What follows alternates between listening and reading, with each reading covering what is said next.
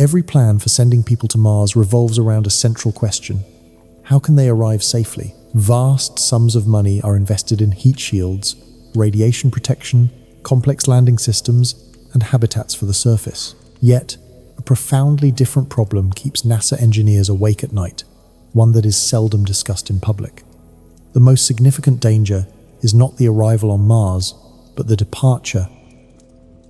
The moment astronauts set foot on that rust-colored world, they confront a stark reality. There is no prepared launch pad awaiting them. No mission control is on standby with a spare rocket. No rescue vehicle is circling in orbit.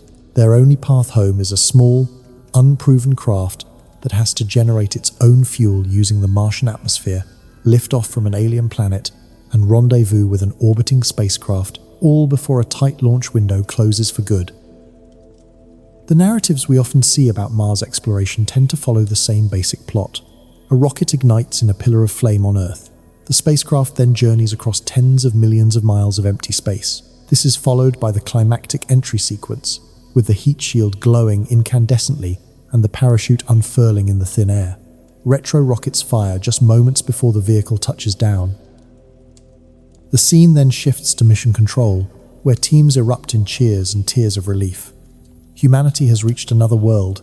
It is a compelling story, but it is also a dangerously incomplete one. The way the tale of Mars exploration is presented to the public concentrates almost exclusively on the outbound leg of the trip. An enormous assumption is quietly embedded in this framing, that if you can successfully land on Mars, you have effectively conquered the main challenge. Everything else, from surface operations and scientific experiments to perhaps cultivating potatoes, is considered secondary.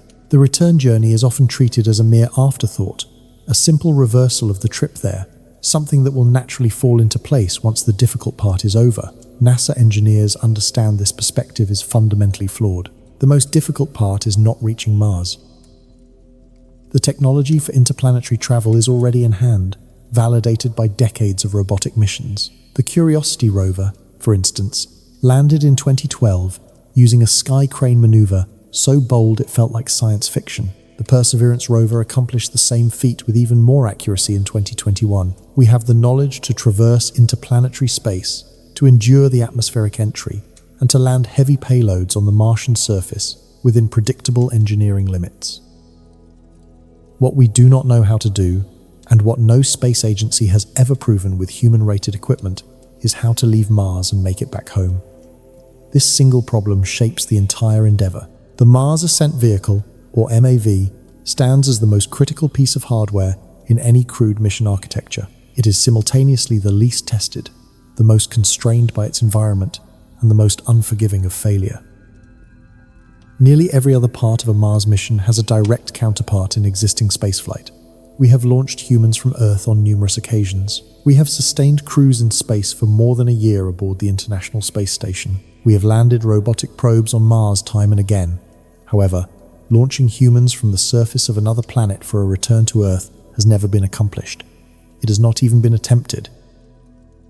The Apollo missions offer the closest point of comparison, and that comparison only serves to underscore how much more difficult the Martian ascent will be. When Apollo astronauts lifted off from the Moon, they did so in an ascent stage that carried its fuel all the way from Earth. The lunar module's ascent engine burned hypergolic propellants, which are chemicals that ignite upon contact, eliminating the need for a potentially fallible ignition system.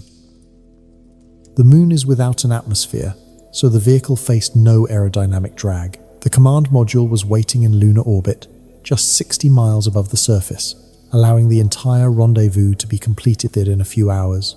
Even with all of these factors in their favor, the ascent from the Moon was regarded as the most perilous phase of every Apollo mission. Gene Kranz, the flight director for Apollo 13, would later say that the lunar ascent engine was the one component that worried him the most. He knew that if it failed to ignite, the astronauts would be stranded on the Moon. There was no alternative plan. Now, consider each of those challenges amplified by an order of magnitude. Mars has significant gravity, roughly 38% of Earth's, but substantially more than the Moon's 16%. A vehicle launching from Mars has to contend with a genuine gravitational pull, not the gentle influence that the lunar ascent stages had to overcome. To reach orbit from the Moon, the ascent stage had to attain a velocity of about 1.7 kilometers per second. On Mars, the necessary velocity is closer to 3.5 to 4 kilometers per second. While this difference may seem modest on paper, its implications for propellant mass are staggering. The connection between velocity and fuel is not linear, it is exponential. Doubling the required velocity does not simply double the fuel needed, it can increase it by a factor of 5 or more, depending on the engine's efficiency. Mars requires more than twice the change in velocity as a lunar ascent, and the resulting fuel penalty, dictated by the rocket equation, creates a problem that redefines the entire mission. Mars also has an atmosphere.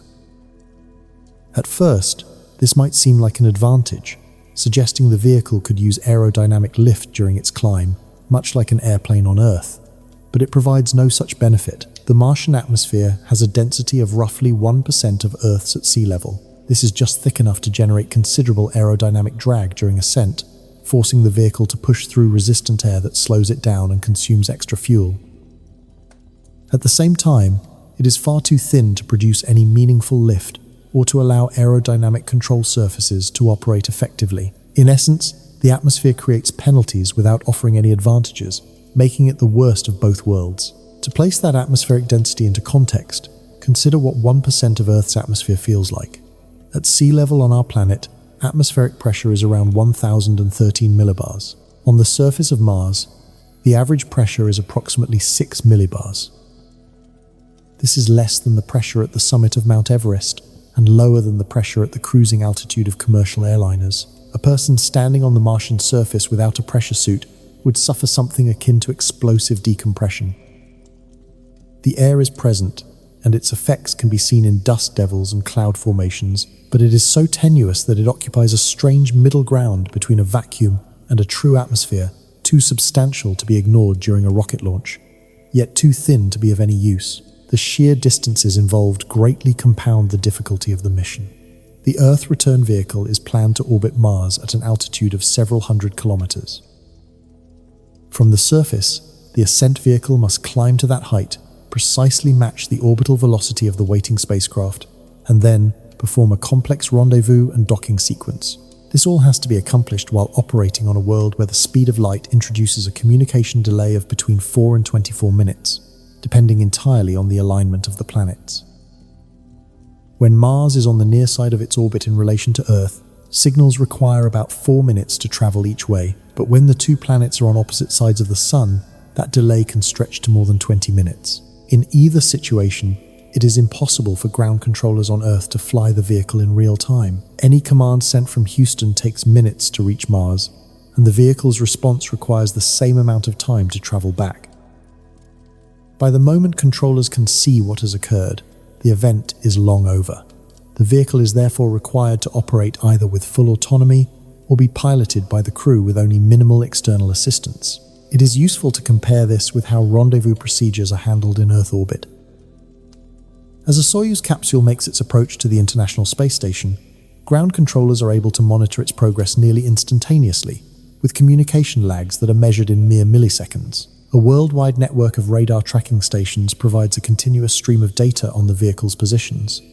If any problem arises, controllers have the ability to intervene within seconds. For Mars, that entire support infrastructure is simply gone, replaced by an unavoidable silence. The crew is truly alone. And this brings us to the one factor that reshapes the entire equation. The Ascent vehicle cannot possibly carry all of its fuel from Earth. This point is worth pausing to consider because it is the single most defining constraint in all of Mars mission planning. On every preceding human spaceflight mission throughout history, the propellant necessary for every maneuver was loaded into the vehicle before it ever left the ground. The Saturn V carried its fuel, the Space Shuttle carried its fuel, the Soyuz carries its fuel. Even the Apollo lunar module transported its ascent fuel from Earth across 240,000 m of space and all the way down to the lunar surface. For a journey to Mars, this method is physically unworkable. The reason for this is the unyielding tyranny of the rocket equation, a principle formulated by Konstantin Tsiolkovsky in 1897 that is just as merciless today. The equation describes a brutal, exponential relationship between the mass of fuel a rocket needs and the change in velocity it must achieve. Every kilogram of payload you hope to return from Mars requires multiple kilograms of fuel. But that fuel itself possesses mass, which in turn requires more fuel to lift it, which then requires even more fuel to carry it, and so on. The numbers quickly spiral upward with terrifying speed. The mathematics of this are quite stark. Suppose your Ascent vehicle has a dry mass, meaning the vehicle without fuel, of 5 tons. To achieve the necessary velocity change to reach Mars orbit, you might need 10 tons of propellant, depending on the specific impulse of the engine. So, your vehicle at launch now weighs 15 tons, but you first had to land that one 5-ton vehicle on Mars, and landing it also required fuel. That landing fuel adds mass to the vehicle as it enters the Martian atmosphere, which means you needed more fuel to decelerate from your interplanetary speed. That deceleration fuel adds mass to the spacecraft, leaving Earth orbit, which means you needed more fuel for the trans-Mars injection burn. And all of that fuel adds mass to the rocket sitting on the launch pad at Cape Canaveral. Each kilogram of Ascent propellant you want to have on the Martian surface translates to dozens, and in some estimations, hundreds of kilograms on the launch pad on Earth. The cascade is relentless. To carry enough preloaded fuel for a round trip to Mars and back, you would need a spacecraft so fantastically massive that no existing or planned rocket could ever launch it. Some estimates place the total required mass at well over 1,000 tons in low Earth orbit, which is roughly 7 times the mass of the International Space Station. Even the most optimistic projections for SpaceX's Starship system, which is aiming for a payload capacity of around 100 to 150 tons to low Earth orbit, would require an almost absurd number of launches and orbital refueling operations just to assemble the outbound stack. And that is before even accounting for the fuel needed to land that fuel on Mars, which requires even more fuel, which in turn requires a larger landing vehicle, which requires more fuel to get to Mars in the first place. The rocket equation is non-negotiable, and so mission architects arrived at the only workable solution. Do not bring the return fuel, make it there. This concept is called in situ resource utilization, or ISRU, and it represents the most radical departure from traditional spaceflight philosophy ever seriously proposed for a crewed mission. The idea is elegant in its concept. Mars possesses an atmosphere composed of roughly 95% carbon dioxide. If you can process that carbon dioxide with hydrogen brought from Earth, you can produce methane and oxygen through a well-understood chemical process called the Sabatier reaction. As it happens, methane and liquid oxygen are excellent rocket propellants, the same combination that powers SpaceX's Raptor engines. The concept has been proven to work in laboratory settings. NASA's MOXIE experiment, which was carried aboard the Perseverance rover, successfully demonstrated oxygen production from Martian carbon dioxide in 2021, producing about 6 g of oxygen per hour. The experiment was run 16 times over approximately 2 years, producing a total of roughly 122 g of oxygen. NASA declared it a success, and it was, as a proof of concept, a stepping stone toward keeping humans alive on another planet. It demonstrated that the basic chemistry functions on Mars, but a human return mission would require producing somewhere between 20 and 30 tons of propellant. The gap between 122 g and 30 tons is not a gap, it is a chasm. It is the difference between boiling a cup of water in your kitchen and supplying a city's water treatment plant. The chemistry is the same, but the engineering is separated by orders of magnitude. Yet none of this matters if the Ascent vehicle does not start. That sentence deserves to be absorbed for a moment, because it is the gravitational center of this entire story. Every innovation in Mars, habitat design, every advancement in radiation shielding, every breakthrough in growing food on alien soil, all of it becomes meaningless if the crew cannot leave. You can build the most sophisticated Mars base in human history, equip it with every tool science can provide, and keep a crew healthy and productive for 500 days on the surface. And if the Ascent vehicle fails, that base becomes a monument, because nobody is coming to get them. This is not dramatic license. This is engineering reality. The notion of a rescue mission to Mars does not exist in any practical sense. Should a crew find themselves stranded on the surface, the absolute earliest another vehicle could possibly reach them is approximately 2 years. a timeline that assumes a rescue craft was already constructed, fueled, and waiting on a launch pad back on Earth. This 2-year figure represents the unchangeable minimum time needed for Earth and Mars to realign into a viable transfer window. Yet, even this is a highly optimistic scenario. The reality is that no such rescue vehicle would be on standby. The process of designing, building, testing, and ultimately launching such a mission would consume several years, even with the urgency of a crash program. By that point, the stranded crew's life support systems would have long since failed.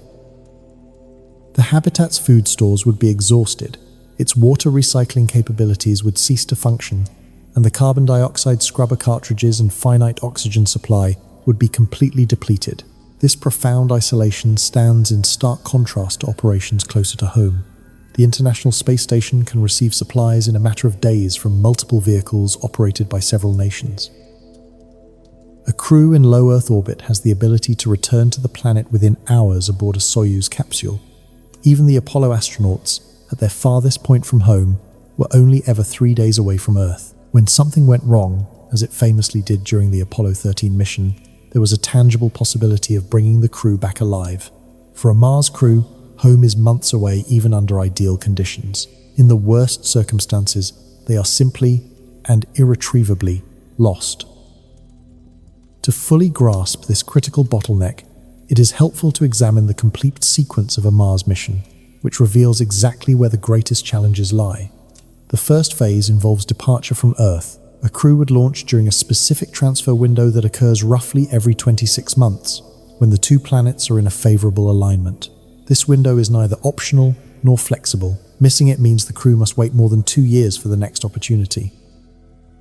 The outbound journey itself would last between 6 and 9 months, its exact duration dependent on the chosen trajectory. Throughout this transit, the astronauts would live inside a deep space habitat, subjected to continuous solar and galactic cosmic radiation. They would also experience the effects of microgravity, which weakens bones and muscles, all while moving farther from Earth with each passing hour. While this part of the journey is grueling, it is a known quantity, as humans have lived in space for comparable lengths of time aboard the International Space Station. Phase 2 is the arrival at Mars and the subsequent landing. The spacecraft first enters Martian orbit, and then the crew descends to the surface within a specialized landing vehicle. This is the sequence famously known as the 7 minutes of terror, which encompasses the entry, descent, and landing. This process must slow the vehicle from interplanetary speeds to a gentle touchdown, and it is an inherently perilous maneuver.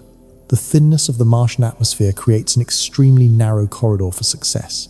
An entry that is too steep will result in deceleration forces that would destroy the vehicle, while an entry that is too shallow would cause the craft to skip off the atmosphere and back into space. Even with a perfect entry angle, the vehicle has to autonomously deploy supersonic parachutes, fire retro rockets, and perform a landing with exacting precision. This autonomy is necessary because the communication delay with Earth makes any real-time control impossible. While dangerous, this process has been accomplished successfully on multiple occasions with robotic payloads. The landing sequence is, in principle, a solved problem, though not yet at the scale needed for human missions. The third phase is the surface stay. Current mission plans call for a stay on the surface of roughly 500 days, a duration that is not an arbitrary choice. It is dictated entirely by orbital mechanics. Having arrived at Mars, the crew has no choice but to wait for Earth and Mars to move back into a position that allows for an efficient return trajectory. The planets are in constant motion, orbiting the Sun at different speeds and at different distances. Mars takes 687 Earth days to complete one orbit, while Earth takes 365. The two worlds only align for energy-efficient transfers at these specific intervals. During their 500-day stay, the crew will carry out scientific research, maintain their habitat, and most critically, monitor the fuel production system that is the key to their departure. Phase 4 is the ascent from the Martian surface. The crew would board the Mars Ascent Vehicle and launch from the surface back into Mars orbit. This is the single phase of the mission that has never been attempted. It has never been tested with human-rated hardware, and it offers absolutely zero margin for failure. There are no abort modes, no backup vehicles, and no emergency landing sites. The engine must either fire and perform flawlessly, or it will fail completely. Following this is Phase 5, orbital rendezvous and docking. The Ascent Vehicle is required to locate, approach, and successfully dock with the Earth return vehicle waiting in orbit. This maneuver must occur within a very specific window, determined by the timing of the return trajectory and the limited fuel supply of the Ascent Vehicle. Unlike a rendezvous in Earth orbit, where multiple attempts can be made over successive orbits, the Mars rendezvous provides very few chances, as the Ascent Vehicle carries only a small amount of propellant for orbital maneuvers. Each failed attempt would consume fuel that cannot be replenished. The sixth phase is the trans-Earth injection burn. The newly combined vehicle fires its main engines to break out of Mars orbit and begin its transfer trajectory back toward Earth. This engine firing must happen at the precise moment when Mars's orbital position enables a path that will intersect Earth's orbit 6 to 9 months later. The timing is rigidly constrained by celestial mechanics, and the margin for error is measured in days, not weeks. Finally, Phase 7 is the arrival at Earth. The crew would separate from the transit vehicle, re-enter Earth's atmosphere inside a capsule, and land.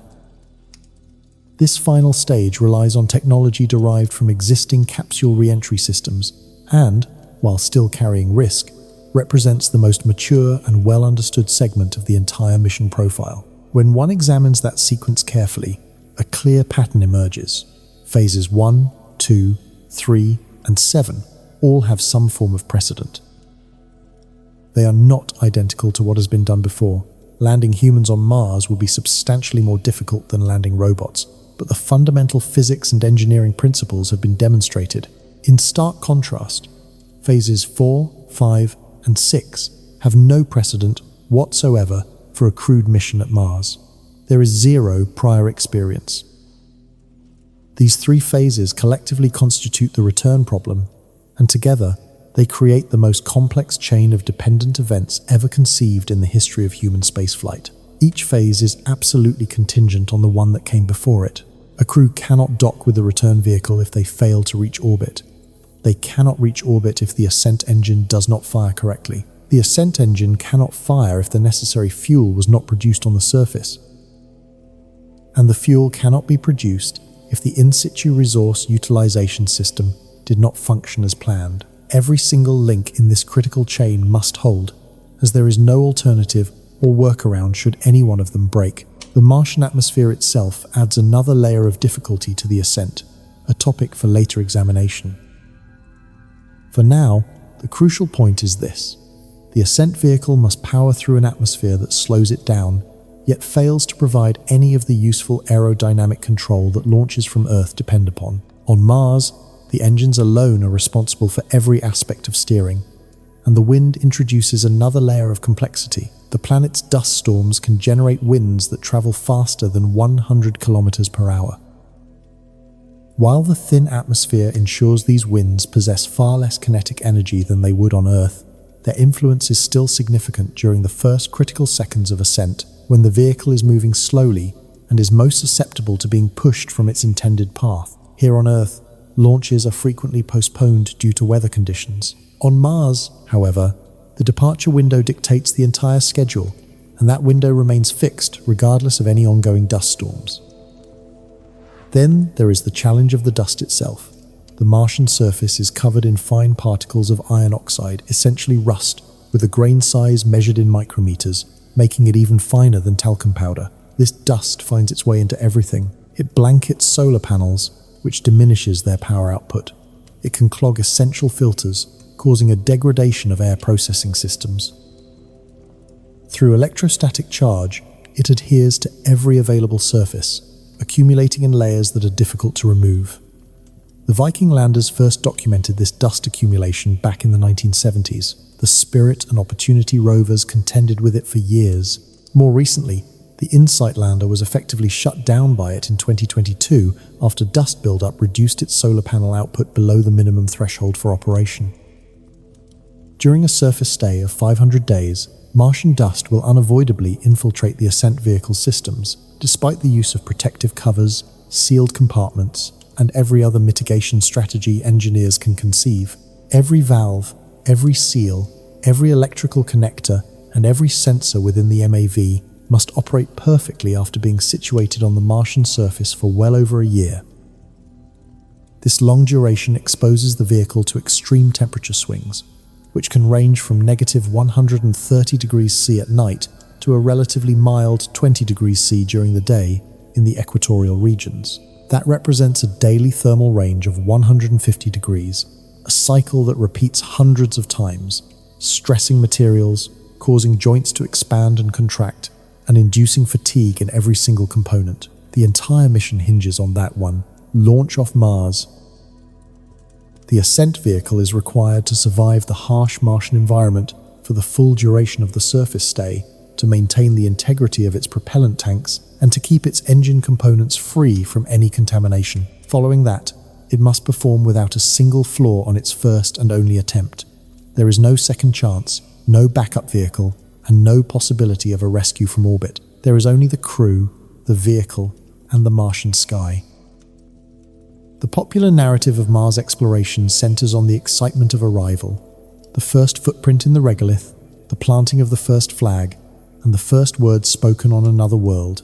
These are the powerful images that inspire funding, attract top talent, and capture the public's imagination, and they rightly deserve to be celebrated. Simply reaching Mars will stand as a monumental achievement. But the true story, the one that engineers discuss among themselves in conference rooms and during late-night design reviews, the one sketched out on whiteboards in buildings at the Jet Propulsion Laboratory and the Johnson Space Center, is fundamentally about departure. The real story is about whether the crew that lands can also leave, whether the vehicle that must work will indeed work, whether the fuel that must be created will be created, and whether the chain of events that must unfold without a single failure will actually succeed. This is because arrival without departure is not a mission, it is a one-way trip. And so, the construction of the machine that prevents that outcome, the machine that brings them home, is where this story truly begins. There is a thought experiment that perfectly crystallizes why the problem of returning from Mars is unlike any other in the history of human exploration. Imagine you are about to climb the tallest mountain on Earth. You have dedicated years to training, your equipment is the most advanced ever produced, your support team is world-class. There is, however, one condition. The oxygen you need to descend from the summit cannot be carried with you on the way up. Instead, a machine was sent to the summit 2 years before your climb. It has been operating autonomously ever since, slowly pulling oxygen from the thin mountain air, compressing it, and storing it in tanks that are meant to be waiting for you at the top. If that machine worked as intended, you can descend safely. But if it failed at any moment during those 2 years due to a cracked pipe, a frozen valve, or a power interruption, you will reach the summit only to discover there is no oxygen for the journey down. You would be standing on top of the world with no way to get home. That scenario captures the challenge of in-situ resource utilization on Mars. Except the mountain is another planet. The machine must function for roughly 26 months without any human supervision. And the oxygen it produces is not just for breathing, it is rocket propellant. Without that propellant, there can be no launch. Without a launch, there is no return. ISRU is not a nice-to-have technology for Mars missions. It is not an add-on, not an upgrade, and not a feature that improves efficiency while remaining optional. It is the very architecture of the mission. If you remove ISRU, you remove the return trip entirely.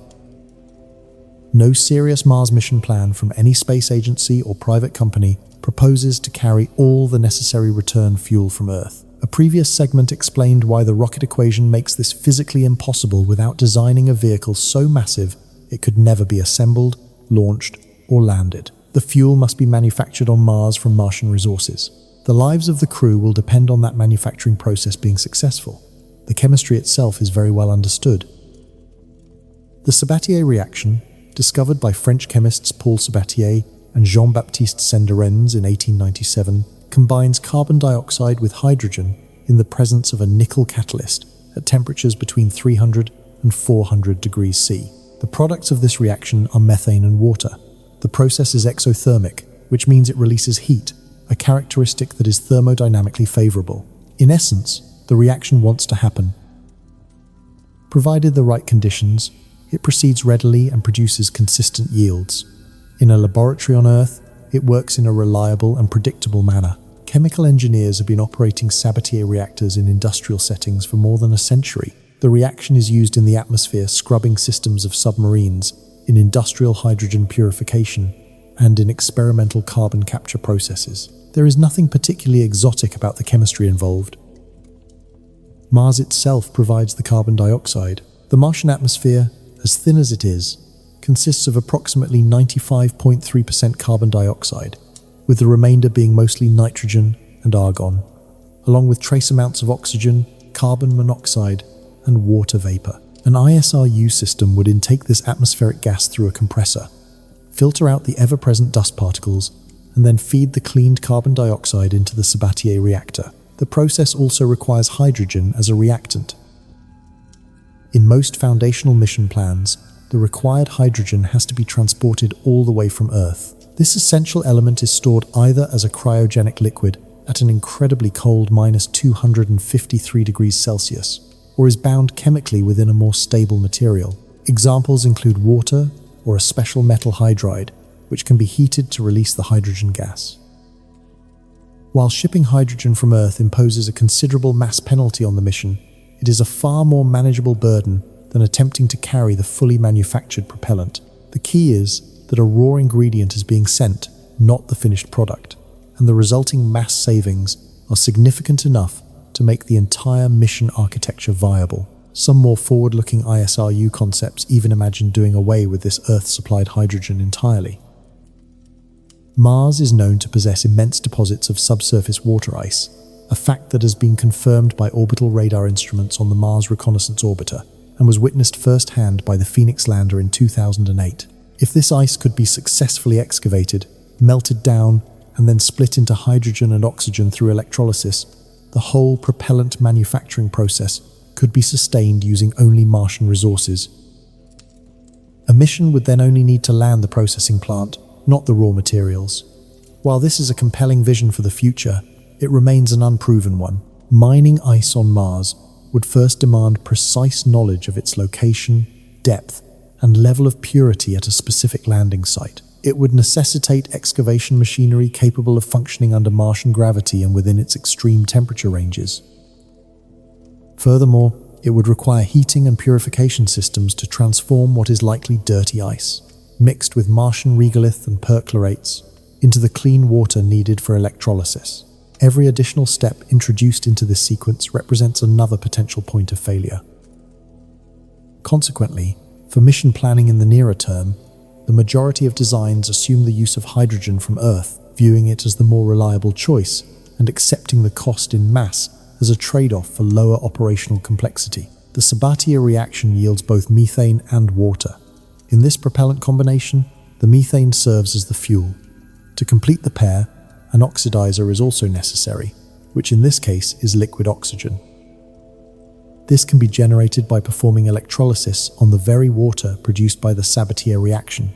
This process uses an electrical current to split the water molecules into their constituent hydrogen and oxygen. The hydrogen that is freed during electrolysis can then be fed back into the Sabatier reactor. This creates a partially closed-loop system, which helps to minimize the total quantity of hydrogen that must be brought from Earth.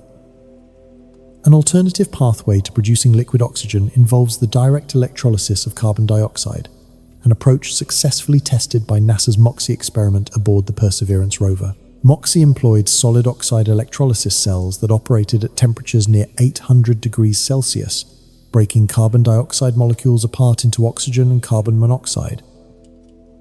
The resulting oxygen was carefully collected and measured, while the carbon monoxide was treated as a waste product and vented into the Martian atmosphere. The MOXIE instrument was activated on 16 separate occasions between 2021 and 2023, accumulating a total runtime of roughly 100 hours. Throughout its operational periods, it generated between 6 and 10 grams of oxygen per hour, with its highest output reaching about 12 grams per hour when conditions were ideal.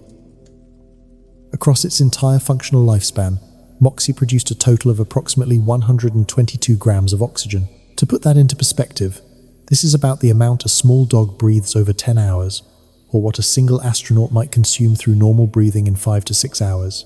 NASA rightfully declared the experiment a success, and by the metrics of a technology demonstration, it certainly was.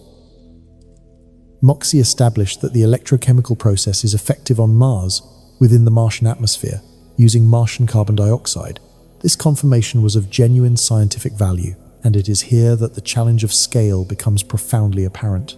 A crewed return mission from Mars using methane and liquid oxygen propellant would demand somewhere between 20 and 30 metric tons of propellant. Certain estimates place this figure even higher, depending on the Ascent Vehicle's mass and the delta V needed to achieve orbit. If we use a conservative number of 25 metric tons, about 75 to 80% of that mass would need to be liquid oxygen, a figure that reflects the stoichiometric ratio of the methane-oxygen combustion reaction.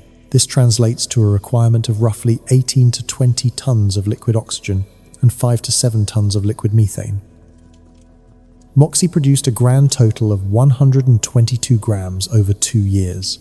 The amount of oxygen required for a crewed mission therefore surpasses MOXIE's entire lifetime output by a factor of approximately 160,000.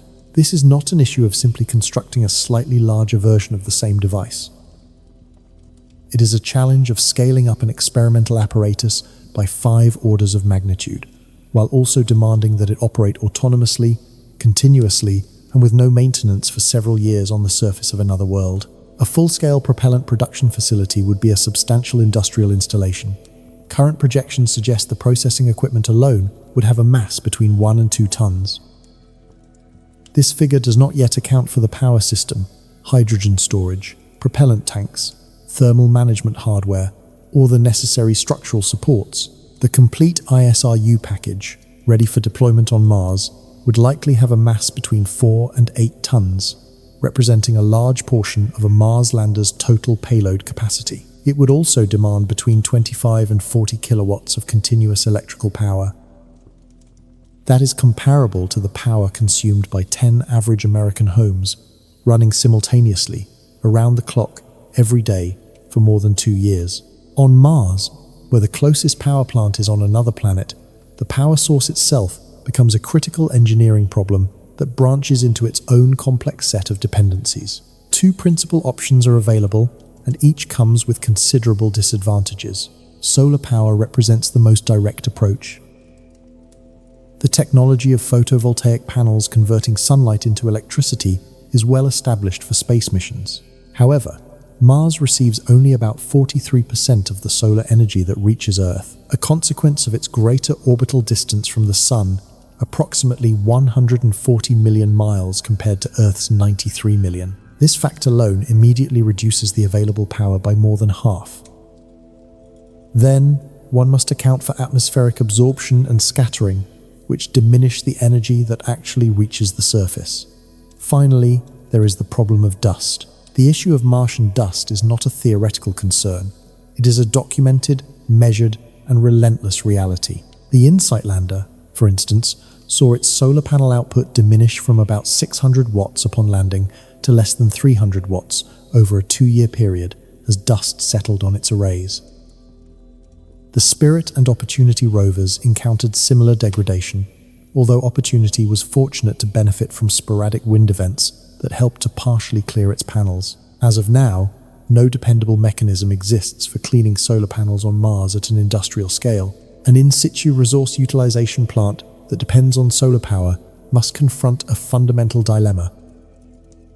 Its designers could build vast solar arrays, oversized to account for the gradual degradation caused by dust accumulation. Another option involves incorporating mechanical cleaning systems, but these mechanisms require their own power and introduce moving parts that could potentially fail. The final choice is to simply accept a diminishing power output over time, a reality that would force mission planners to build a significant production margin into the schedule.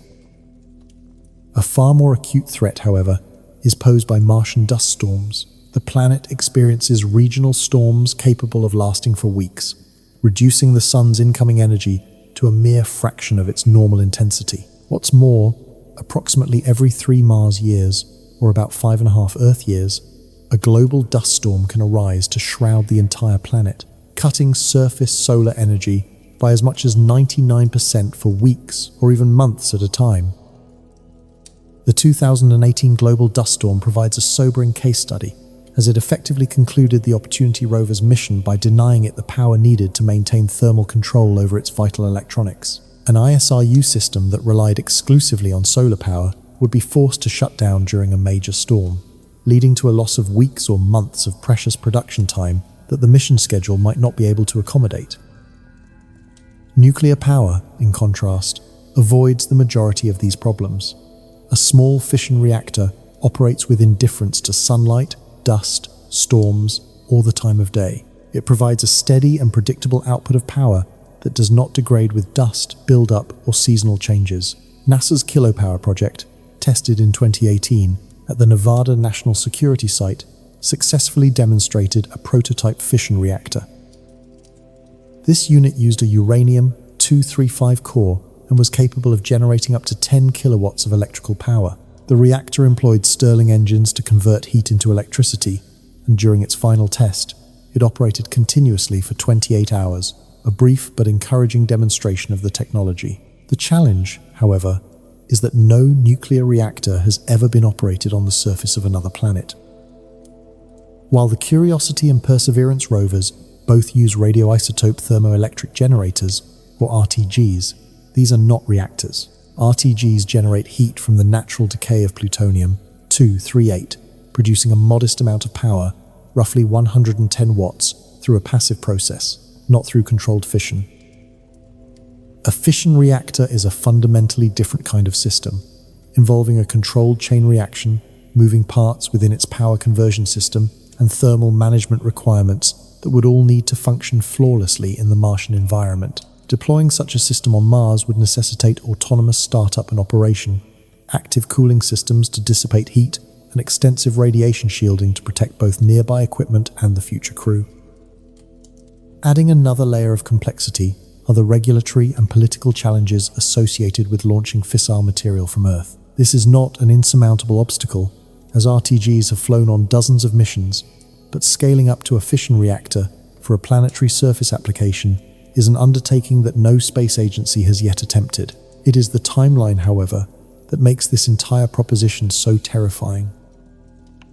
In most established mission architectures, the ISRU system and its power source must be delivered to Mars and begin operating long before the crew ever launches from Earth. The typical sequence of events unfolds across several years. First, a cargo mission departs from Earth during a specific transfer window, carrying the ISRU plant, the Mars Ascent Vehicle, the power system, propellant storage tanks, and other bulk supplies for the surface stay. This cargo ship then travels through interplanetary space for approximately 9 months before landing robotically on Mars, using a fully automated entry, descent, and landing system. Once it is safely on the surface, the ISRU system activates and begins producing propellant entirely without human supervision. 26 months later, during the next Earth-Mars transfer window, the crew finally launches. They will spend their own 6 to 9 months in transit.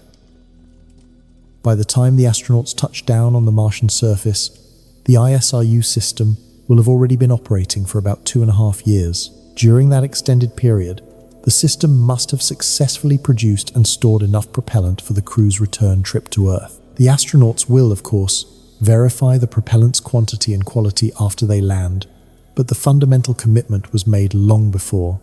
They are already on Mars. The critical decision point was not their landing, but their launch from Earth, when the crew entrusted their lives to a destination where their ride home was being manufactured by a robot on the other side of the solar system. Consider what this means for mission planning. The go or no-go decision for the crew's launch hinges on telemetry data coming from a chemical plant operating on another planet. Months before the crew is scheduled to depart, mission controllers on Earth must evaluate whether the ISRU system is performing well enough to guarantee that sufficient propellant will be ready by the time the crew needs to leave Mars. A point roughly 3.5 years into the future, that projection requires forecasting the performance of complex mechanical and chemical systems over timescales that exceed any autonomous operational record for hardware on a planetary surface. The longest operating surface mission in history is the Curiosity rover, which has been functioning on Mars since 2012, but Curiosity is a mobile science laboratory, not an industrial plant. It does not operate high-temperature chemical reactors, nor does it compress and liquefy gases, or store cryogenic fluids. The operational demands placed on an ISRU system are qualitatively different from anything that has ever operated on Mars to date. If the ISRU system were to fail after the crew had already launched from Earth, mission controllers would face an impossible situation. The crew would be in transit, unable to turn around, destined to arrive at Mars in a matter of months, only to find that the propellant supply meant to bring them home is incomplete or compromised. But even if the production rocket works perfectly, another slow-motion threat could undermine the entire mission: the challenge of cryogenic storage. Methane becomes a liquid at approximately -161 degrees Celsius at standard pressure, while liquid oxygen boils at -183 degrees Celsius. These propellants must be kept at or below these frigid temperatures for years on the Martian surface. This isn't a matter of days or weeks, but years, the entire duration of the pre-crew production phase, plus the 500-day surface stay. Mars does indeed get cold. Surface temperatures at equatorial landing sites regularly fall below -80 degrees Celsius at night and can plummet past -100 degrees Celsius during the winter. Yet, daytime temperatures at these very same locations can climb above 0 degrees Celsius. This daily thermal cycle, cold enough to partially assist with cryogenic storage at night, yet warm enough to challenge it during the day, creates relentless expansion and contraction stresses on tank materials, insulation layers, and connecting plumbing over hundreds upon hundreds of Martian sols. This constant thermal cycling leads to the accumulation of microfractures in weld seams, fatigue in metal bellows, and the degradation of multi-layer insulation.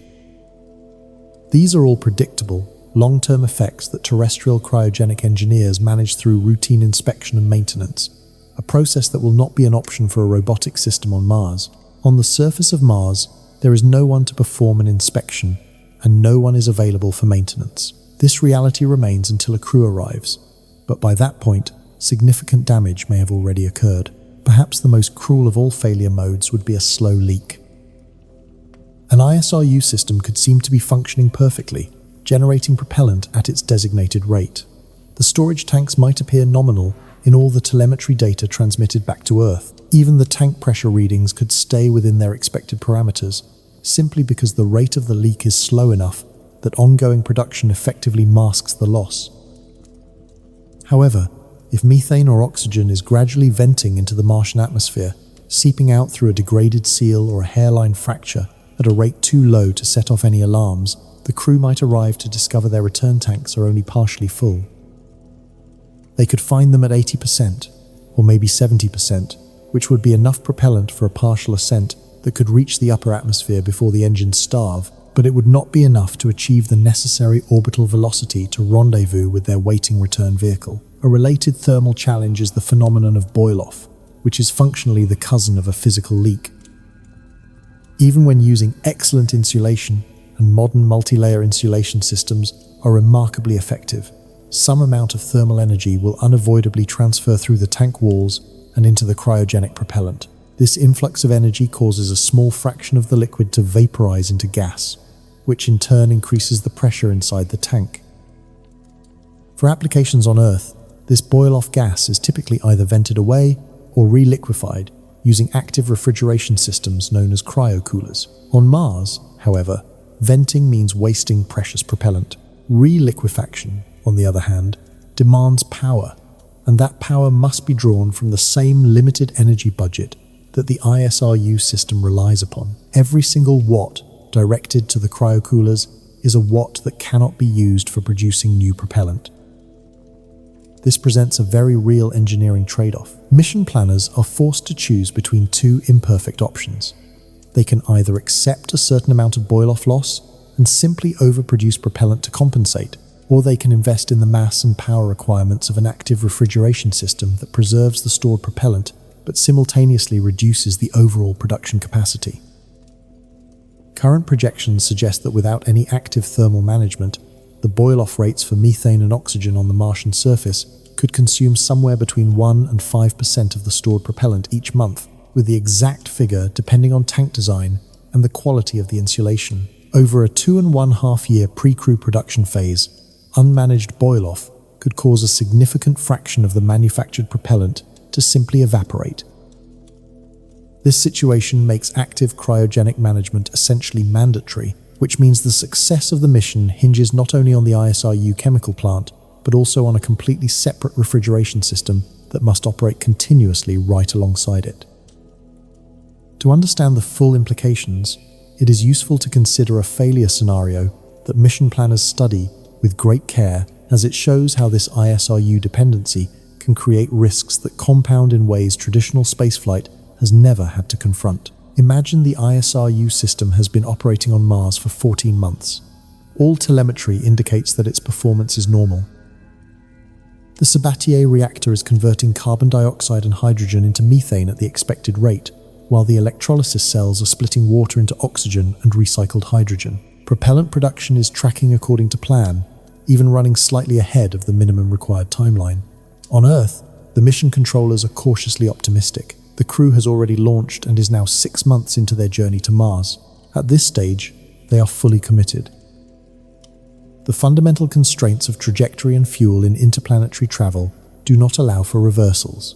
The spacecraft simply does not carry enough propellant to abort its mission and return to Earth. Once the Trans-Mars injection burn is complete, Mars becomes the only possible destination. Then, during the 15th month of operation, a regional dust storm begins to develop in the southern hemisphere, expanding northward and moving toward the ISRU site.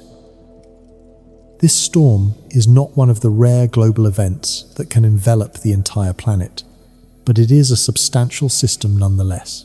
It is a regional storm spanning several thousand kilometers that reduces the solar energy, reaching the surface by approximately 60% for a period of 3 weeks. The ISRU plant, which is powered by a solar array designed with some margin but not enough for such a sustained 60% reduction, drops to a minimal operational state. The Sabatier reactor, which needs consistent thermal management to maintain its ideal operating temperature, cycles down. When the storm eventually clears and solar power levels recover, the system resumes its operations. But the repeated power cycling has inflicted a thermal shock on the reactor's catalyst bed. The nickel catalyst has been partially compromised. Its microscopic porous structure has begun to fuse together under the stress of the repeated heating and cooling cycles, which reduces the effective surface area available for the chemical reaction. The reactor does still function, but it now functions more slowly. Its production rate drops to 70% of its nominal capacity. Mission controllers on Earth quickly detect the reduced output in the telemetry data. They immediately run new projections. The analysis shows that at this new production rate, the system will generate only 82% of the required propellant by the time the crew is scheduled to arrive. They start to evaluate their limited options. One possibility is for the crew to extend their surface stay, allowing for more production time. This is a potential solution, as the habitat's consumables do have some margin built in, but that margin is measured in weeks, perhaps 2 months, at the absolute most, not the many additional months that would be needed to close an 18% deficit at a 70% production rate. Another option is for the Ascent Vehicle to fly with less propellant. This is theoretically possible if the crew jettisons equipment, scientific samples, and other non-essential gear to reduce the vehicle's mass at launch. The problem is that every kilogram in the Ascent Vehicle's mass budget was already meticulously optimized during its design phase. There is very little discretionary mass left to shed. The crew certainly cannot leave behind their pressure suits or their life support hardware. The crew lands. They inspect the propellant stores and confirm the numbers. 84% of the target, which is slightly better than the worst-case projection, but still critically short of what is needed. The ISRU system continues to operate at its reduced capacity throughout their entire surface stay. The crew has roughly 500 days on the planet. If the system can maintain its 70% output for that full duration, they will accumulate approximately 96% of the required propellant by their departure date.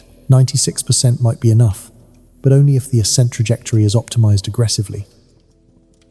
This would involve burning less propellant during the ascent at the cost of reaching a lower, less optimal orbit, which would then require the Earth return vehicle to descend from its planned parking orbit to meet them. While this is feasible in principle, it introduces a new set of risks into the rendezvous sequence. The return vehicle must carry sufficient fuel for an unplanned orbit-lowering maneuver, and its navigation system has to accommodate a completely different rendezvous geometry. The safety margin that was built into the planned profile simply evaporates, and all of this assumes the catalyst does not degrade any further. The mission's viability rests on a delicate balance, one that could be shattered if a second dust event were to occur. And given that regional storms on Mars are not a rarity, the added thermal cycling might push the system past a critical tipping point. Should propellant production fall to 50% of its nominal rate, the fundamental mathematics of the mission would simply cease to function. At that stage, no amount of trajectory optimization, mass reduction, or even an extended stay on the surface could possibly close the fuel deficit. The crew would be on Mars with an Ascent Vehicle that had no chance of reaching orbit. Everything comes down to that single launch off the Martian surface. But that launch relies on the fuel, and the fuel relies on a chemical plant that must operate autonomously on an alien world for years, with no prospect of hands-on repair should a critical part fail before the crew ever sets foot there. This intricate chain of dependency is what separates Mars from every other destination humanity has ever reached in space. The Apollo crews, for instance, carried their return fuel with them from the very start. Crews aboard the space station always have their Soyuz capsule fueled, attached, and ready, a permanent lifeboat that can undock and begin its journey home within minutes. Even the research stations in Antarctica, which serve as the closest earthly parallel to Martian surface operations, can receive emergency resupply by air.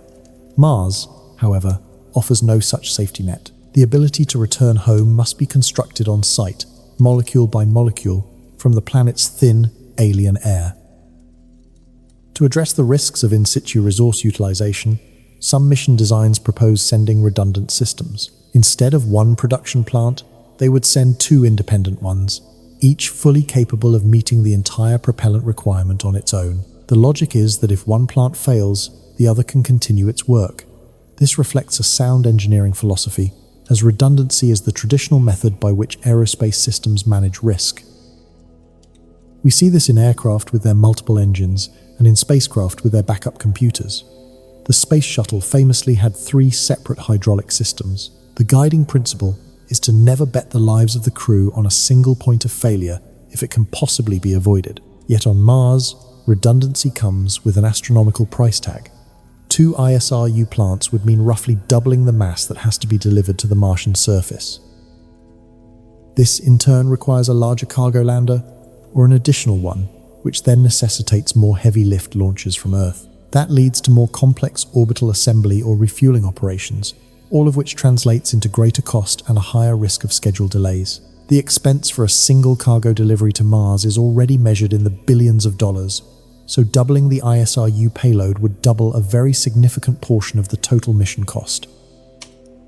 And even with redundancy, there are limits, especially when the systems must share the same environment.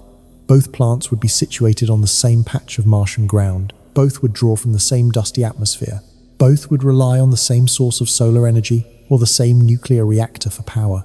A global dust storm, for example, would diminish the power available to both plants simultaneously.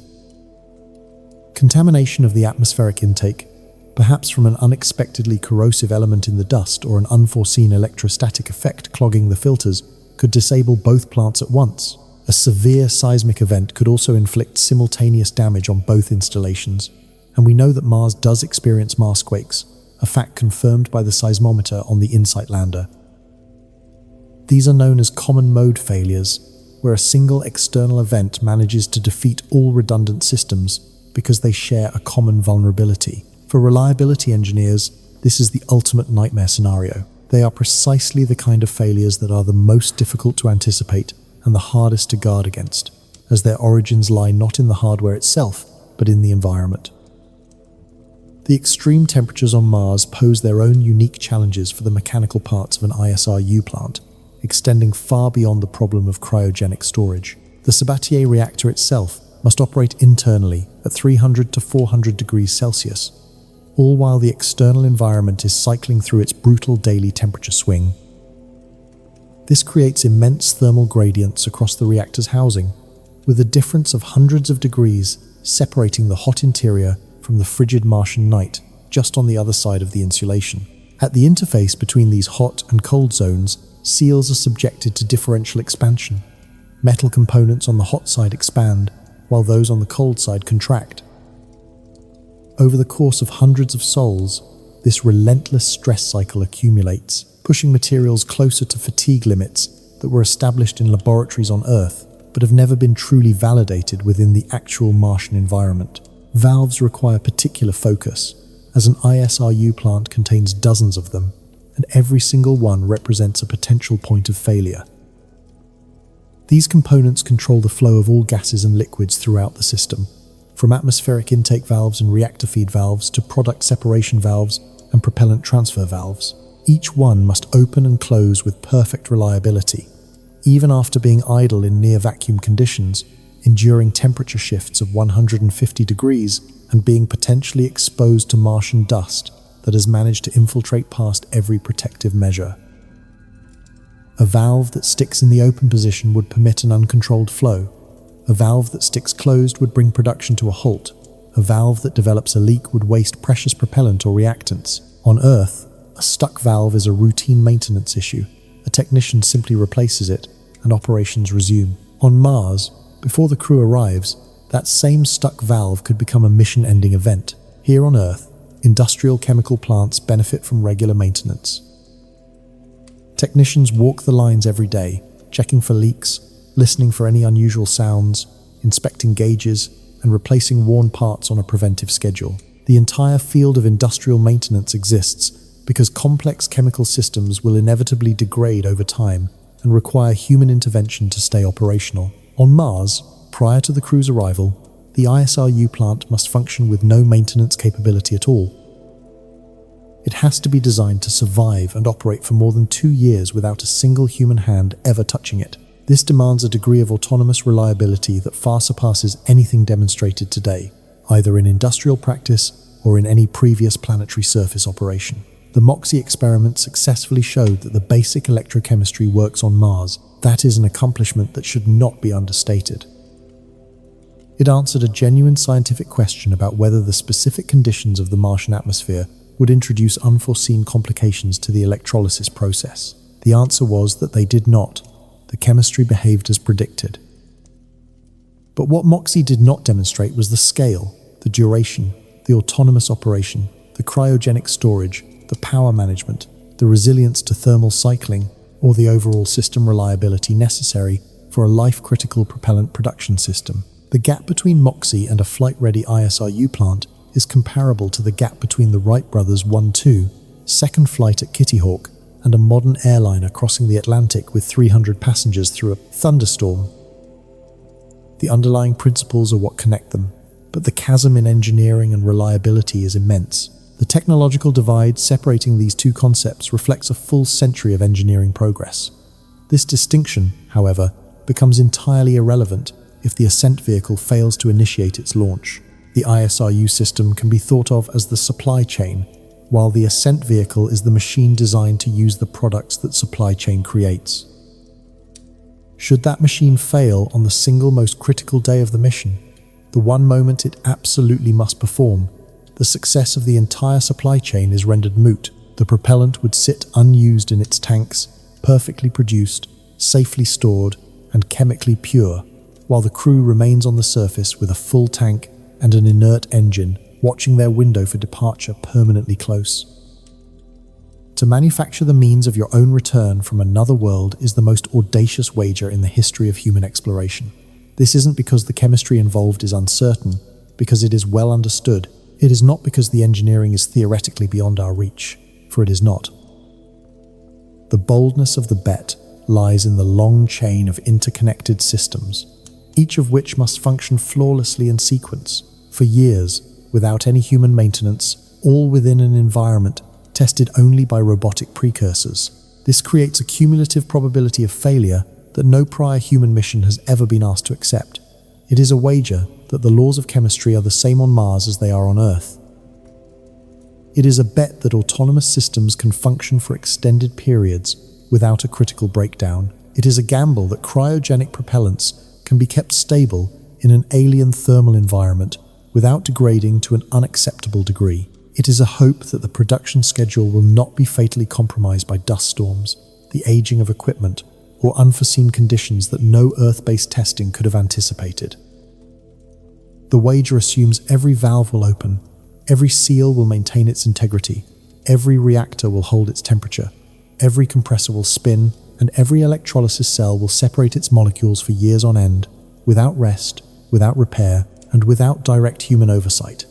This is a bet that must be won, because if it is lost, there is no opportunity for a second one. No backup plan exists.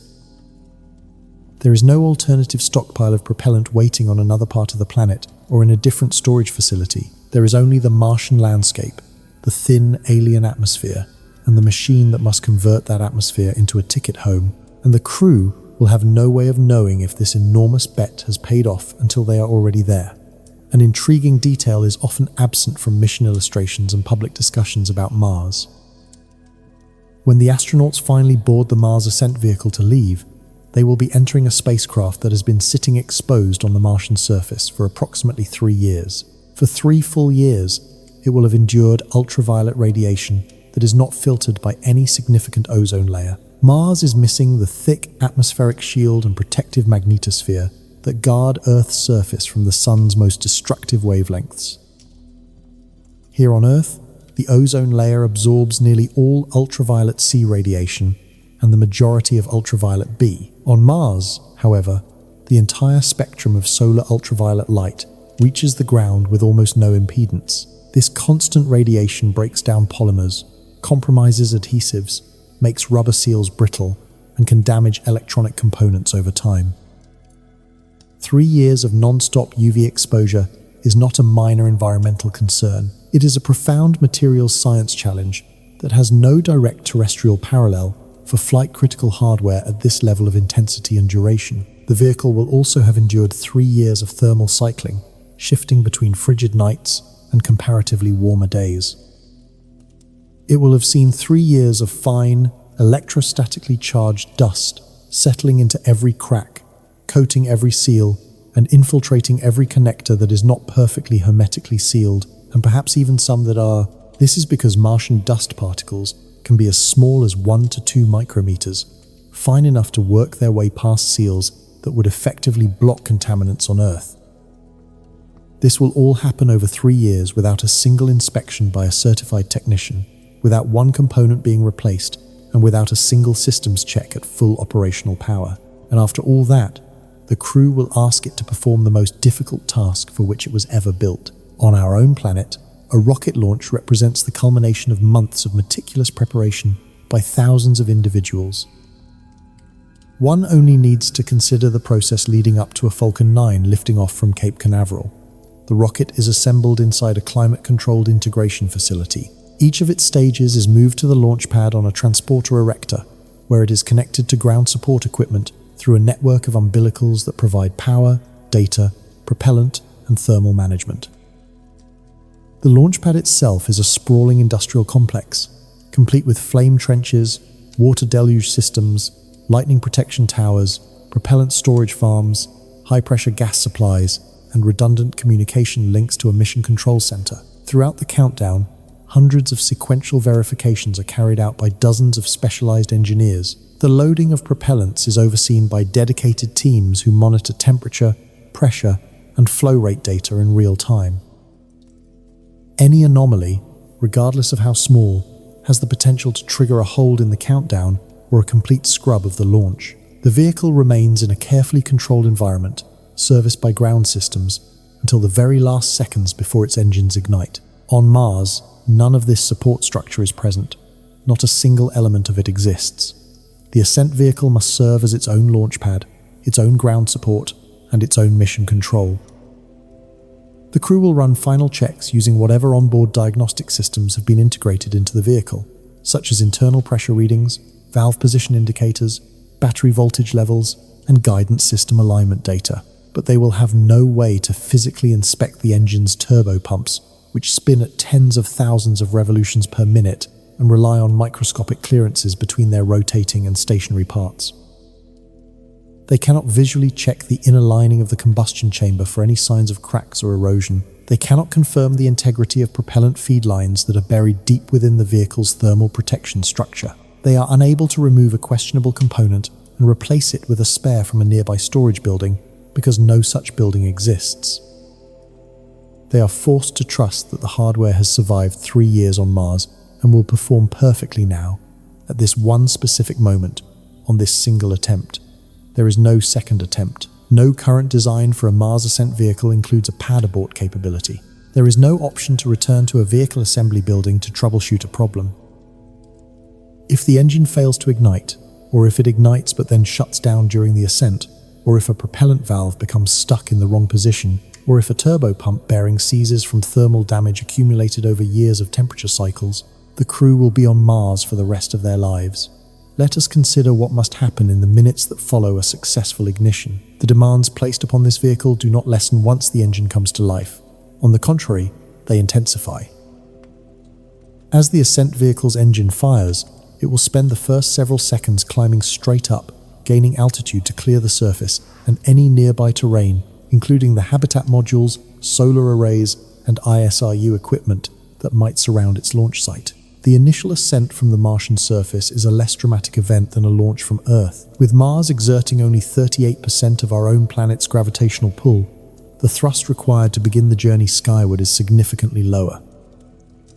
To put this in perspective, a vehicle with a mass of 15 tons on Mars would register as roughly 40 tons back home, which allows for a smaller, less powerful engine compared to its terrestrial counterparts. While this might seem like a clear benefit in terms of engineering, a subtle but critical consequence emerges. The lower gravity means the vehicle is pressed against its launch mount with far less force, fundamentally altering the dynamics of its initial separation. As it lifts off with reduced thrust, any sideways force, a gust of wind, an imbalance in engine power, or even a hold-down bolt releasing a fraction of a second too late can exert a disproportionately large influence on its early flight path. Just moments after clearing the launch pad, the craft must initiate a gravity turn. This is a precisely calculated maneuver where the vehicle begins to tilt from a vertical climb into a more horizontal trajectory, exchanging altitude for forward speed. The physics of orbits dictates this necessity. Achieving orbit is not primarily about gaining height. It is about moving forward so rapidly that as the vehicle falls back toward the planet, the world's curvature drops away beneath it at the very same rate. To reach orbital velocity, the rocket's acceleration must be directed mostly sideways, not upward. The gravity turn is the elegant method by which launch vehicles use the planet's own gravitational pull to help bend their trajectory from vertical to nearly horizontal throughout the ascent. On Earth, this maneuver is aided by powerful aerodynamic forces. The dense atmosphere creates a stabilizing pressure that helps maintain the rocket's orientation as it pitches over. If the vehicle veers slightly from its intended attitude, the surrounding air pushes it back into alignment, much like a weather vane in the wind. The denser the air, the more pronounced this stabilizing influence becomes. The atmosphere on Mars, however, offers only about 1% of that aerodynamic stability. The Ascent vehicle must therefore rely almost exclusively on thrust vectoring to maintain its course, a process that involves physically swiveling the engine nozzle to redirect its propulsive force for steering. This requires the engine's gimbal system to make constant, precise adjustments. The actuators that move the nozzle, usually hydraulic or electromechanical devices, need to execute commands from the guidance computer in milliseconds. A complicating factor is that these actuators will have been dormant on Mars for 3 years. Their seals have been exposed to fine dust. Their lubricants have endured extreme temperature swings, and their electrical systems may have been weakened by the same ultraviolet radiation and thermal cycling that has stressed every other component. Any flaw in the guidance software, any delay in the thrust vector actuators, or any unforeseen wind shear during the crucial first 60 seconds of flight could cause the vehicle to stray from its planned course. The guidance system would fight to correct the deviation, commanding ever larger movements of the engine nozzle. But these larger corrections consume precious fuel meant for acceleration, not steering, and the mission's fuel budget leaves no margin for such unplanned expenses. Here on Earth, if an ascent profile deviates dangerously, there are established contingency plans. A crew can trigger a launch escape system, a dedicated solid rocket motor designed to pull their capsule clear of a failing booster. This exact system saved a crew during a Soyuz mission in 2018 following a booster separation anomaly. Even without such a system, crews in low Earth orbit often have options for emergency landing sites, with well-practiced abort procedures. On Mars, no current design concept for the Ascent Vehicle includes a launch escape system. The mass penalty for adding one with its own motor, a separable crew module, a parachute system rated for the Martian atmosphere, and a heat shield is simply too great. The vehicle is already engineered to the absolute limits of its mass budget. Every kilogram allocated to a safety system is a kilogram that cannot be used for propellant, structure, or life support.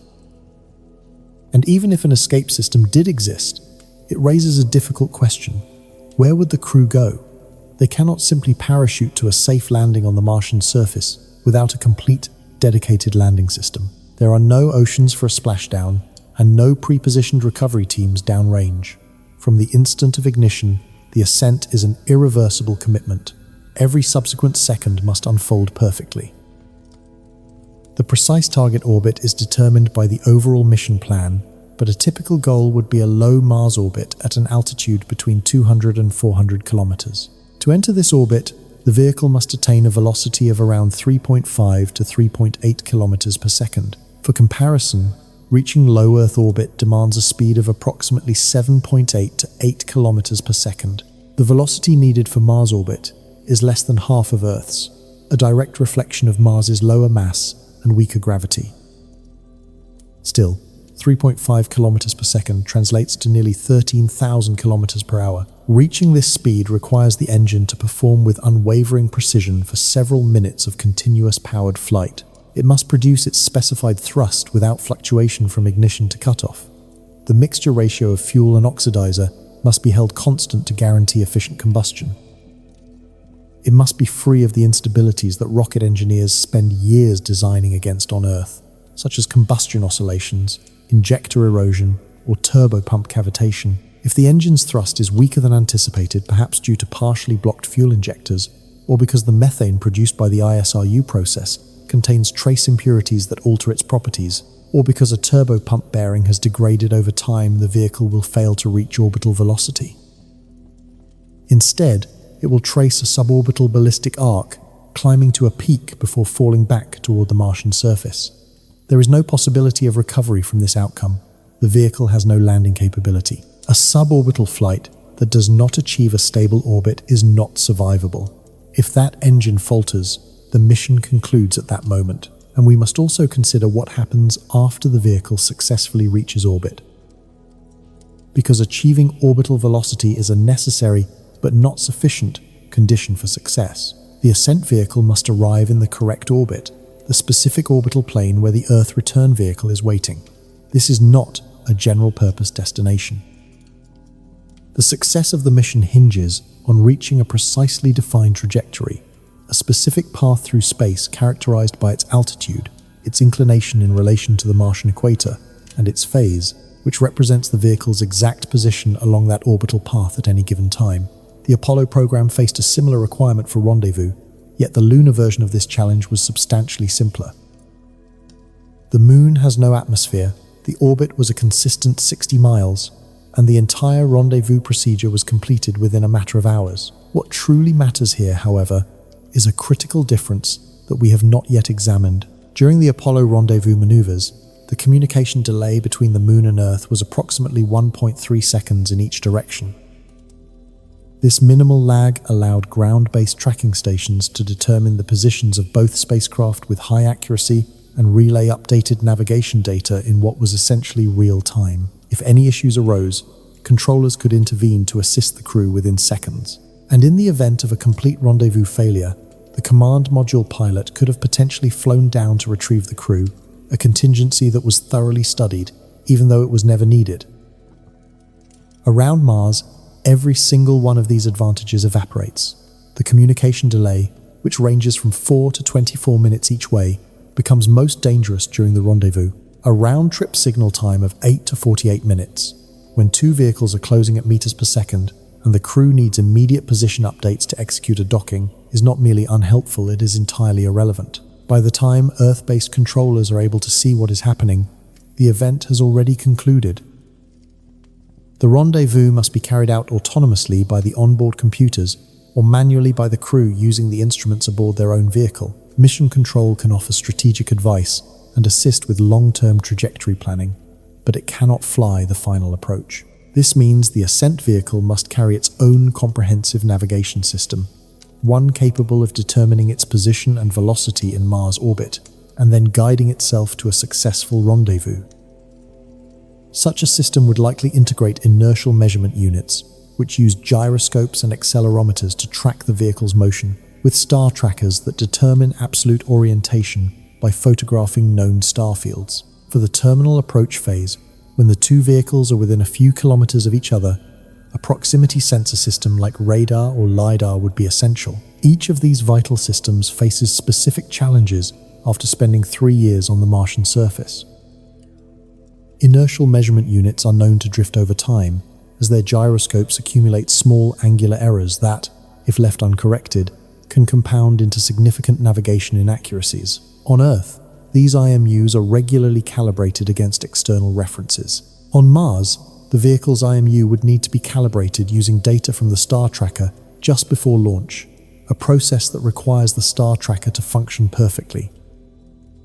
Star trackers, in turn, need clean optical surfaces to image star fields with precision. 3 years of fine Martian dust settling on the star tracker's lens or window, even if it is housed in a protected enclosure, could seriously degrade its performance.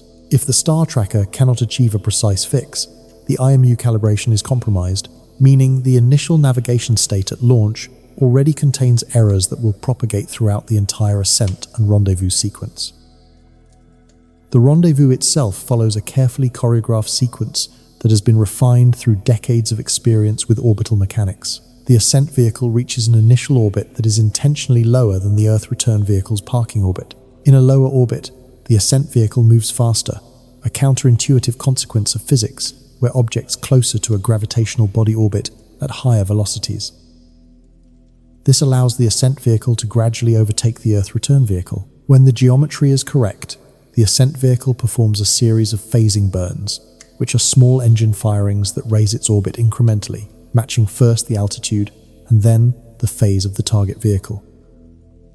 The approach proceeds through a series of waypoints at decreasing distances, with the closing rate carefully managed down from kilometers per second to meters per second, and finally to centimeters per second for the final docking. This sequence has been performed successfully thousands of times in Earth orbit. Progress cargo vehicles dock with the International Space Station routinely, and SpaceX Dragon capsules approach and berth with the station using a combination of GPS navigation and proximity sensors. The Gemini program first demonstrated orbital rendezvous in 1965. The procedure is mature, well understood, and reliable in Earth orbit, where missions benefit from ground-based tracking support, ample fuel reserves, and multiple opportunities for another attempt. In Mars orbit, the margins for error narrow dramatically. The Ascent Vehicle carries a very limited amount of fuel for orbital maneuvers.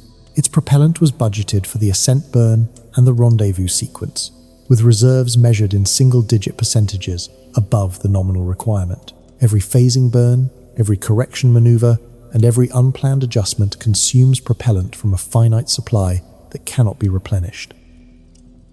In Earth orbit, a spacecraft that has a failed docking attempt can simply back away, wait 90 minutes for the next orbital pass, and try again, as the fuel cost of multiple attempts is budgeted into the mission. In Mars orbit, just 2 or 3 failed approaches might exhaust the entire remaining propellant margin. The Ascent Vehicle would then be stranded in orbit, unable to maneuver, unable to reach the Earth return vehicle, and unable to return to the surface.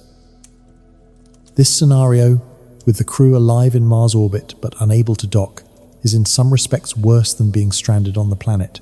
On the surface, the crew has a habitat with life support, stored food and water, the ISRU system potentially still producing oxygen, and the psychological comfort of solid ground.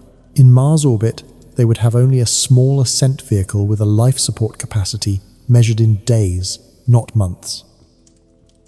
There would be no additional food beyond emergency rations, no long-term atmospheric recycling, no ability to land, and a return vehicle hanging in the same sky, visible through the window, transmitting telemetry that they can read. It would be close enough that they could describe its docking port markings over the radio to mission control, but it would be forever unreachable. Everything depends on that launch off Mars and on the rendezvous that follows. Each step in the chain depends on the one before, and failure at any point produces the same outcome. The timing for this rendezvous is constrained by a factor that exists entirely outside the crew's control: the trans-Earth injection window. The Earth return vehicle must fire its engines at a specific time to leave Mars orbit on a trajectory that will intersect Earth's orbital path months later. The specific timing for a departure from Mars is not arbitrary. It is governed by the positions and velocities of two planets moving around the Sun at different speeds and in different orbits. This celestial geometry creates a launch window that remains open for only a few weeks. Within this period, an optimal date exists that promises the most fuel-efficient trajectory, while dates on either side of this optimum demand progressively more propellant for less efficient journeys. Should the rendezvous sequence take longer than anticipated, or if the Ascent launch is postponed by even a few days for weather or systems evaluations, the window begins to narrow. If the orbital phasing burns last longer than scheduled due to insertion errors, or if docking with the return vehicle requires multiple attempts over several days, each delay consumes precious time. Every day that passes pushes the departure further from the ideal date, which in turn necessitates more fuel for the trans-Earth injection burn. The Earth return vehicle, however, carries a finite amount of propellant, a supply calculated for the planned departure profile, with only modest reserves. A sufficient delay will erode that reserve completely, rendering a departure impossible until the next alignment occurs, a full 26 months later. This would mean spending 26 months in Mars orbit inside a craft provisioned for a transit of only 6 to 9 months. The mathematics of their continued existence simply fail to balance. To understand the absolute finality that sets this kind of mission apart from all prior human spaceflight, it is useful to examine the engine ignition failure scenario in detail. Imagine the crew has been on the Martian surface for 480 days. The in-situ resource utilization system has successfully generated enough propellant. The tanks have been verified as full, and the quality of the fuel has been tested and confirmed to be within all specifications. Every pre-flight system check returns nominal readings. In the preceding days, the crew has been meticulously preparing the Ascent vehicle for its flight, powering its avionics, using star tracker data to calibrate the inertial measurement unit, bringing the propellant tanks to flight pressure, and executing automated diagnostic sequences on every system they can access. All indicators are green. The crew members secure themselves inside the Mars Ascent vehicle. The hatch is sealed, and the cabin is pressurized. They fasten themselves into their seats. The final countdown sequence, managed by the onboard flight computer, commences. At T-10 seconds, the flight computer conducts one last verification of all systems. At T-3 seconds, the command to ignite is transmitted to the engine controller, and then nothing happens. The engine controller does receive the signal. It correctly commands the main propellant valves to open, and telemetry confirms that they actuate, allowing propellant to flow into the combustion chamber. At the same time, the controller commands the ignition system to fire. In many engine designs, this initial ignition is achieved with either a pyrotechnic charge, a chemical device akin to a very large match head, or a spark igniter that generates an electrical arc within the chamber. The pyrotechnic charge may flash, or the spark igniter may arc, but combustion does not begin. The engine controller's pressure sensor for the combustion chamber continues to read the ambient pressure, with no detectable rise. There is no evidence that the propellant has ignited. The flight computer, upon detecting no increase in chamber pressure within the expected time frame, executes an automatic abort sequence. The propellant valves slam shut, and the ignition system is safed. The crew sits in the resulting silence as the vehicle's status displays update to reflect an aborted launch. The question then becomes, what went wrong? The crew initiates troubleshooting from within the vehicle, carefully reviewing telemetry logs and diagnostic information. The data confirms the propellant valves opened as they should have. Flow sensors registered that propellant did, in fact, reach the combustion chamber. The ignition system also fired its command. The central problem is that the propellant itself failed to ignite. Several possibilities emerge. and it is here that the challenge of a 3-year exposure to the Martian environment becomes a concrete problem. One theory is that the pyrotechnic igniter, despite being housed in a protective canister, might have degraded over time. Pyrotechnic compounds are highly sensitive to moisture. The Martian atmosphere contains very little water vapor, typically under 1% relative humidity by Earth standards, but it is not a perfect vacuum. Over the course of 3 years, it is conceivable that trace moisture could migrate through imperfect seals and partially decompose the igniter's chemical charge. It may have produced a flash, but one lacking the energy needed to initiate sustained combustion. Another possibility is that the igniter worked perfectly, but the propellant arriving in the chamber was not in its expected chemical state. If the methane fuel contained dissolved carbon dioxide absorbed during the ISRU production process, an impurity that ground-based purification was meant to eliminate, but perhaps did not completely its combustion, characteristics could be altered from the design specification. A flame front might initiate but then immediately quench before it can establish a steady-state burn. The crew would then exit the vehicle to attempt repairs. Some mission designs account for this by including a limited inventory of spare components for the Ascent Vehicle's most vital systems, such as replacement igniters, spare valve actuators, and backup sensor packages. Following procedures they practiced extensively in Earth-based simulations, the crew replaces the entire igniter assembly. They purge the propellant lines to clear out any residual gas. They run a ground-level diagnostic on the engine's injector system, using pressure decay tests to check for any blockages. Everything appears to be nominal. They re-enter the vehicle and initiate the countdown once more. The result is exactly the same. The ignition signal is sent, propellant flow is confirmed, but no combustion is detected. The new igniter is clearly not the source of the problem. Something else is preventing a sustained ignition. The crew is now confronted with a diagnostic puzzle that would challenge a team of engine specialists working in a well-equipped test facility on Earth. The list of potential causes is daunting.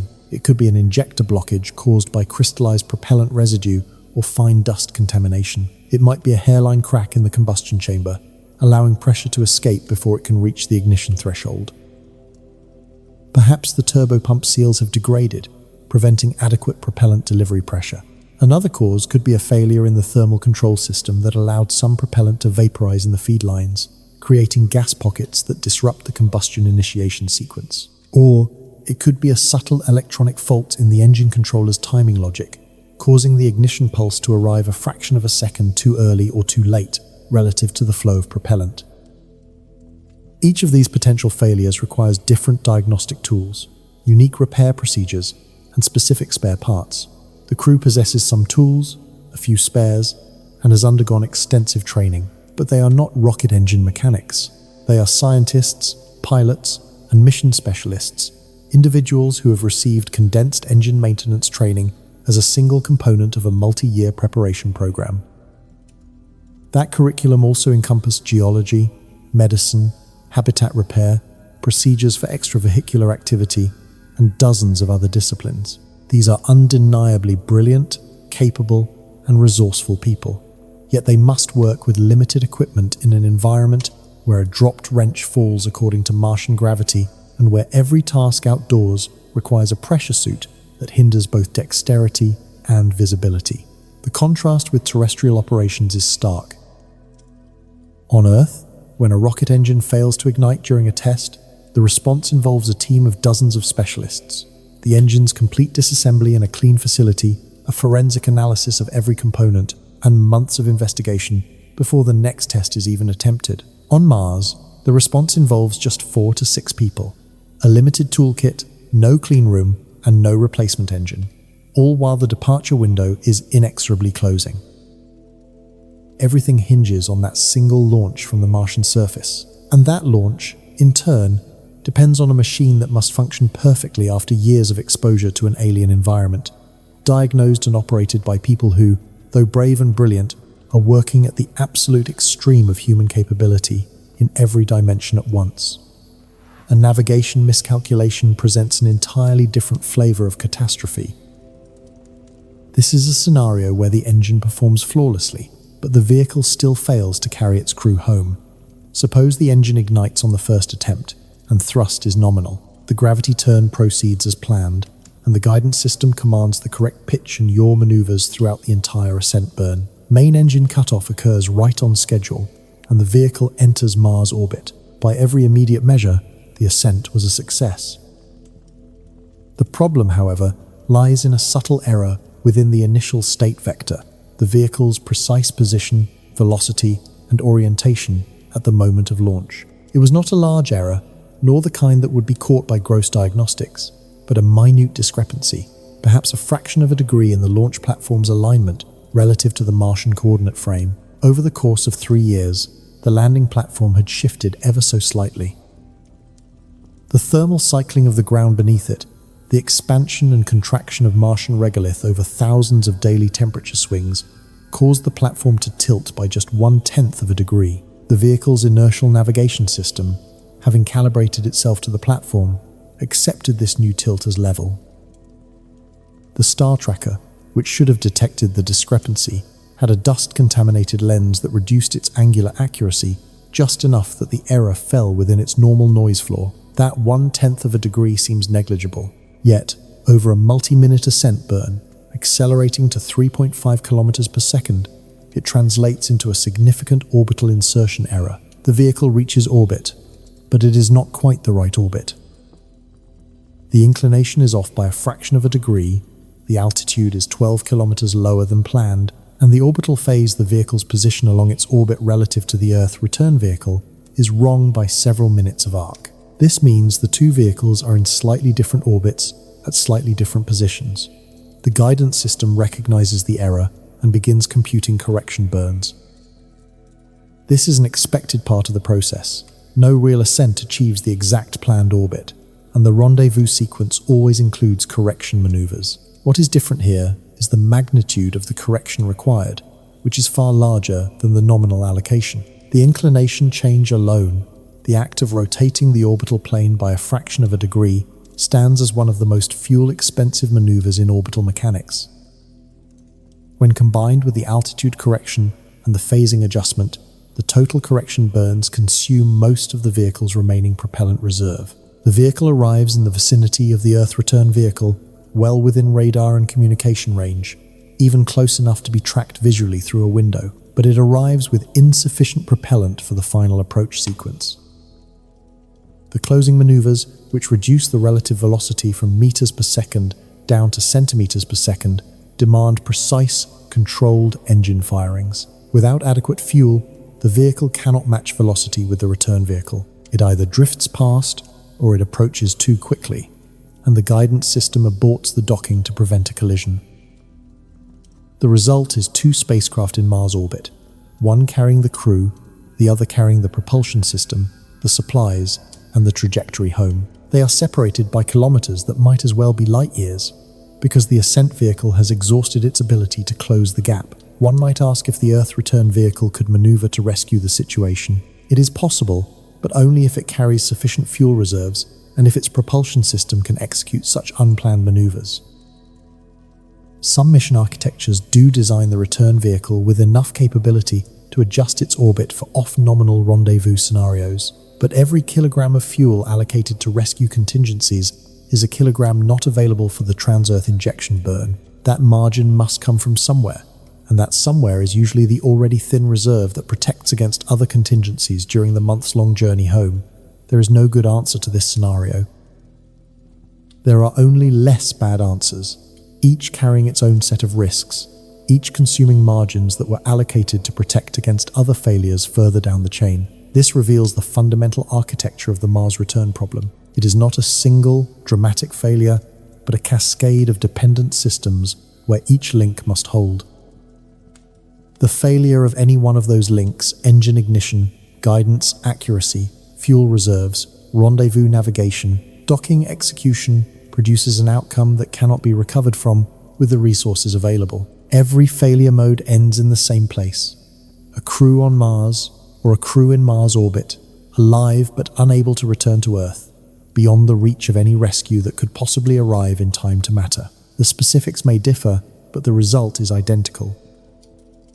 And what is perhaps most sobering is that every one of these failure modes involves technologies and operations that have never been tested at Mars, not even once. The engine has never been ignited after 3 years on the Martian surface. The guidance system has never navigated a Mars ascent. The rendezvous has never been attempted in Mars orbit. The docking has never been performed at Mars's distance from Earth, with its corresponding communication delay. Every element of the return chain will be attempted for the very first time with human lives at stake. This is not how aerospace engineering normally operates. As a rule, systems are tested exhaustively before crews are permitted to fly them. The Mercury, Gemini, and Apollo programs each flew multiple uncrewed test missions before carrying astronauts. A foundational principle of human spaceflight is to prove a system's reliability before entrusting it with lives. The Space Shuttle, for example, completed a 4-flight test program, and SpaceX similarly demonstrated its Crew Dragon on an uncrewed mission to the space station prior to carrying astronauts. The logic is straightforward. Verify that the hardware works before people rely on it for survival. For a Mars return mission, this philosophy requires extensive uncrewed demonstrations at Mars. These would involve robotic ascent tests, autonomous rendezvous trials, and validation of in-situ resource utilization across multi-year timescales. Such demonstrations would carry a cost of billions of dollars and extend the mission timeline by years. They would not produce the kind of inspirational imagery that often fuels public support. What they would do, however, is provide answers to questions that cannot be resolved through simulations, ground tests, or even demonstrations in Earth orbit. Can the engine reliably ignite after sitting dormant for 3 years on the Martian surface? Is the guidance system capable of navigating with precision using references based on Mars? Can 2 separate vehicles find each other and dock autonomously in orbit around Mars, all while contending with a 2-0 minute communications lag? Is it possible for the entire sequence from fuel production and storage to ascent, rendezvous, and docking to execute flawlessly without any human input? Until these questions receive definitive answers using actual hardware on Mars, the Ascent Vehicle represents the most significant and dangerous assumption in the plan for human space exploration. It is a machine that is expected to perform perfectly on its very first operational attempt after years of exposure in an environment where any failure is absolute. Yet, even if every one of these steps succeeds, the fuel is successfully produced, the engine ignites, the craft achieves orbit, the rendezvous is perfect, and the docking is clean, the crew's safety is still not guaranteed. They would find themselves in orbit around Mars, secured inside their Earth return vehicle. Ahead of them lies one final, irreversible maneuver before the long voyage home can even commence: the trans-Earth injection burn. This critical engine firing is not a minor adjustment, but a powerful, sustained thrust that propels the spacecraft out of its Martian orbit and sets it on a transfer trajectory back toward Earth. The maneuver necessitates a change in velocity of roughly 1.5 to 2.5 kilometers per second. The exact requirement depends on the chosen trajectory and the specific departure window. To put that into perspective, 1.5 kilometers per second is equivalent to approximately 5,400 kilometers per hour. Achieving such a velocity change demands precise and continuous engine performance lasting for several minutes. The burn must be initiated at a specific point in the orbit, at a precise moment, and aimed at an exact heading. The intricate geometry of the 2 planets, their relative positions, their different velocities, their orbital inclinations, and their distances from the Sun defines a very narrow path through space that the vehicle must follow to reach Earth. This path is not a physical structure, but rather a mathematical one. It is dictated by the laws of celestial mechanics that have governed the movement of planets since the solar system's formation 4.5 billion years ago. These laws are immutable and do not bend to accommodate human schedules or preferences. The departure window from Mars orbit is not a single instant, but a period lasting about 2 to 4 weeks. During this time, a departure is feasible, with the optimal date providing the most fuel-efficient path. Leaving on that optimal date means the trans-Earth injection burn consumes the least amount of propellant, which maximizes the reserves available for any mid-course corrections needed during the journey home. Departing a few days before or after this ideal moment is still possible, but it requires more fuel for a less efficient trajectory.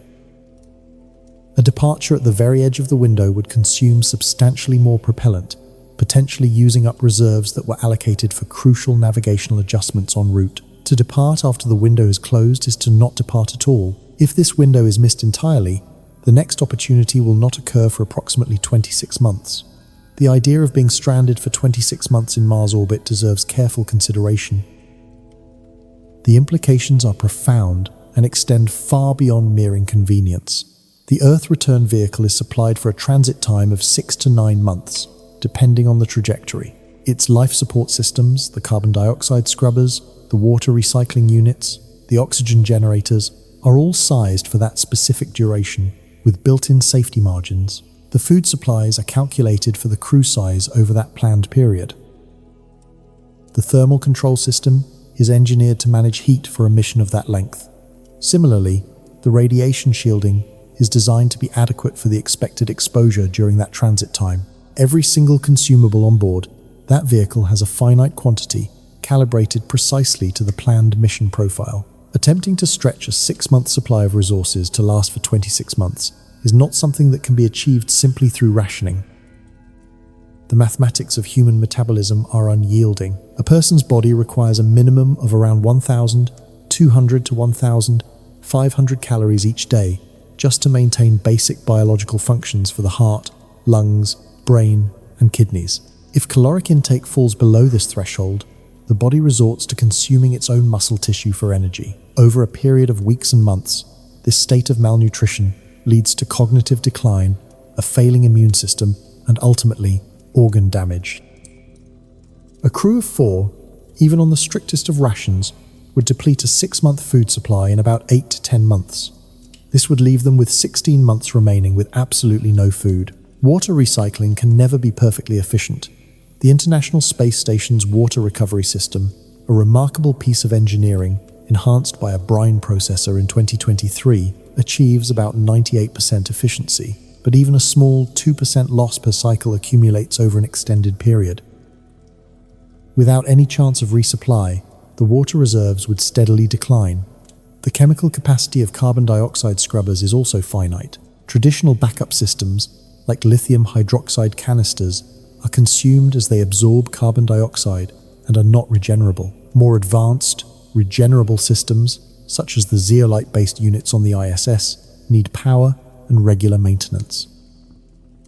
If the power systems were to degrade, or if the ability to perform maintenance was limited in a vehicle not designed for long-term habitation, the carbon dioxide levels in the cabin would begin to climb. This would lead to headaches, impaired judgment, and eventually incapacitation. A crew trapped in Mars orbit for 26 months, while awaiting the next departure window, would be facing a slow unfolding survival crisis. There would be no possibility of resupply. No cargo craft can be sent to Mars orbit on short notice.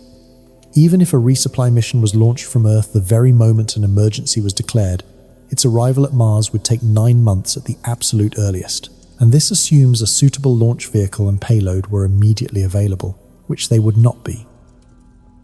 No space agency currently maintains a standby Mars emergency resupply capability, as the expense of keeping such a system on permanent alert would surpass the entire budget of most national space programs. Furthermore, no such emergency mission has ever been planned, because the entire mission architecture is built on the fundamental assumption that the departure window will be met.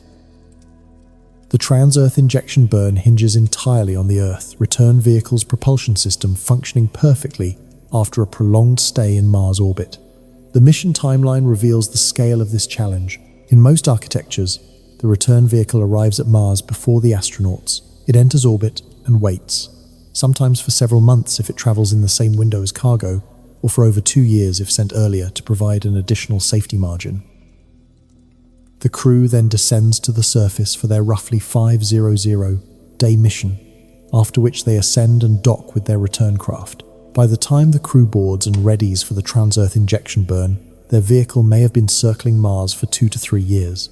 Throughout those years, the craft's propulsion system lies dormant. The propellant in its tanks is subjected to slow thermal effects from solar heating and radiative cooling. Seals inside the engine's propellant valves may become brittle. In the vacuum of space, lubricants within the engine gimbal actuators could migrate or evaporate. The vehicle's attitude control thrusters, Small engines that maintain orientation during the long wait consume fuel from a finite supply, reducing the margin available for the main departure burn. The craft's batteries endure thousands of charge and discharge cycles with each orbital day and night. Its star trackers accumulate radiation damage from solar and cosmic particles. Its computer systems run continuously, and any software fault that emerges during this dormant period must be identified and patched from Earth across a multi-minute communication delay. The Earth return vehicle must awaken and perform. After years of orbital inactivity, it must execute the single burn that is the crew's only path home. Orbital mechanics impose another constraint on the return trajectory, a detail not immediately obvious to anyone outside the field. The path home is not a straight line from Mars to Earth. It is an elliptical arc, a transfer orbit that uses the Sun's gravitational field to curve the spacecraft's trajectory from one planetary orbit to another. The most common version is a home and transfer, or a variant called a Type 1 or Type 2 trajectory, depending on the angular distance the spacecraft traverses around the Sun during the journey. The spacecraft does not fly to where Earth is at the moment of departure. It flies to where Earth will be 6 to 9 months later, when the spacecraft arrives at Earth's orbital distance from the Sunday. This means the trans-Earth injection burn must aim the spacecraft at a point in empty space where Earth does not yet exist, a point defined entirely by mathematical prediction of where Earth's orbit will carry it months into the future. The prediction itself is straightforward. Planetary orbits have been calculated with extraordinary precision for centuries. NASA's Jet Propulsion Laboratory maintains ephemeris tables that specify the positions of all major solar system bodies to accuracies measured in meters over timescales of decades. Predicting where Earth will be in 7 months is a solved problem in celestial mechanics. What is difficult is executing the burn with sufficient precision to hit that predicted point. The target, Earth's gravitational sphere of influence, is approximately 1.5 million kilometers in diameter, which sounds large. But the spacecraft must approach from a distance of tens of millions to hundreds of millions of kilometers, depending on the specific trajectory.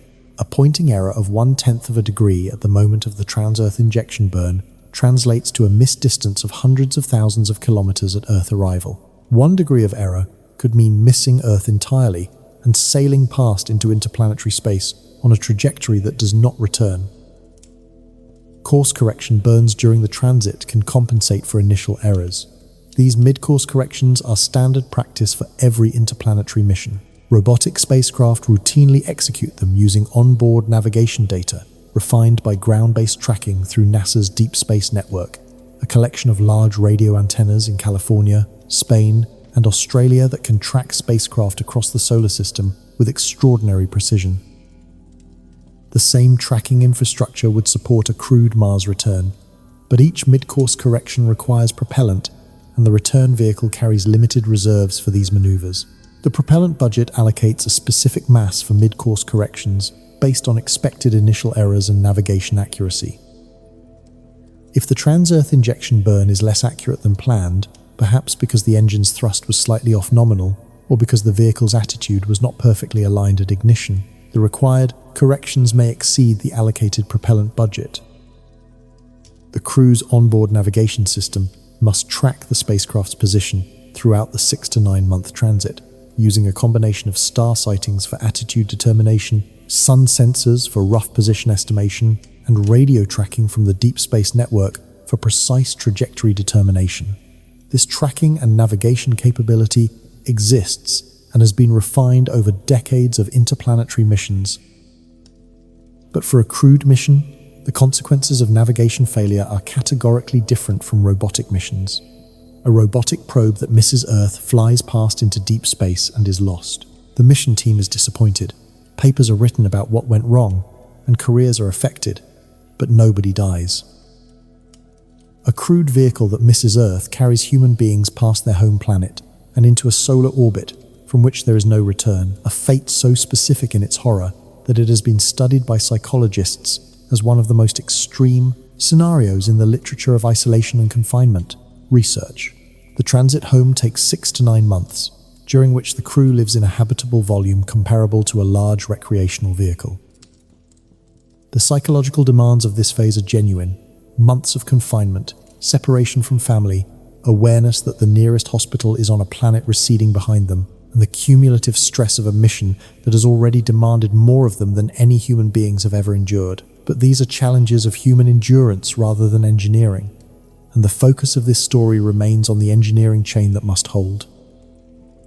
Yet none of this matters if the Ascent Vehicle does not start. A single, central question has exerted a constant force throughout this narrative, much like a gravitational field, bending every other line of inquiry back toward one essential point.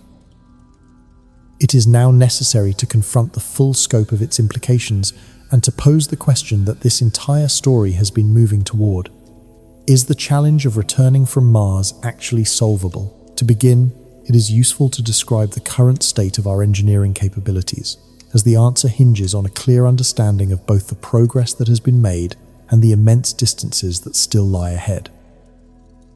NASA's Artemis program, which is actively developing the means to return humans to the lunar surface, incorporates technology development goals that are designed to feed directly into future missions to Mars. The Space Launch System and the Orion capsule together supply the heavy lift capacity for Earth departure that a Mars transit would absolutely require. Likewise, the Gateway Station planned for orbit around the Moon will serve as a testbed for long-duration habitation systems in deep space, allowing for the evaluation of life support, radiation monitoring, and crew health management in an environment beyond low Earth orbit for the first time since the Apollo era. Surface operations on the Moon under the Artemis framework will test critical technologies like surface power systems and crew mobility. But most importantly, for the Mars return problem, they will test in situ resource utilization, or ISRU. NASA's plan is to demonstrate lunar ISRU by extracting water from ice deposits found within the permanently shadowed craters at the poles, and then using electrolysis to separate it into oxygen and hydrogen. A successful demonstration would validate the foundational principle of manufacturing return propellant at the destination instead of having to transport it all the way from Earth. The Moon, however, is not Mars. For the application of ISRU, the differences between these two worlds are enormously significant. Lunar ISRU is centered on mining water ice from the regolith and then applying electrolysis, a process that relies on a solid-state raw material and a very well-understood form of electrochemistry. In stark contrast, Martian ISRU would involve compressing atmospheric gas, conducting high-temperature catalytic reactions, managing the liquefaction of cryogenic fluids, and then storing these volatile propellants for several years. The underlying chemistry is different, the source materials are different, the processing temperatures are different, the storage challenges are different, the power requirements scale differently, and the operational timescales are different. While ISRU demonstration missions on the Moon will function for weeks or perhaps months, a Martian ISRU facility must operate autonomously for years. Experiments on the Moon will provide valuable confidence in the general idea that propellant can be produced off Earth, but they cannot validate the specific systems, the unique processes, or the stringent reliability requirements of a Martian implementation. The Starship architecture from SpaceX approaches the return problem from a fundamentally different perspective. Instead of using a small, purpose-built ascent vehicle that would need to rendezvous with a separate return ship in orbit, SpaceX proposes to land the entire Starship vehicle on the surface of Mars. This is a colossal stainless steel rocket, standing approximately 50 m tall, with a dry mass estimated between 100 and 120 tons, which would then be refueled on the surface for a direct flight back to Earth. This strategy completely eliminates the need for a separate ascent vehicle. It removes the complexity of an orbital rendezvous. It also negates the requirement for a pre-positioned Earth return vehicle waiting in orbit. The very same craft that lands is the one that departs. From an architectural standpoint, the concept is elegant, involving fewer vehicles, fewer system interfaces, and fewer handoffs. Yet, it demands propellant production on a scale that utterly dwarfs anything NASA has ever considered.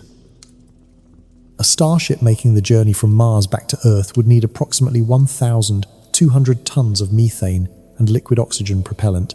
Producing 1,200 tons of cryogenic fuel on Mars does not call for a chemistry experiment. It calls for an industrial facility.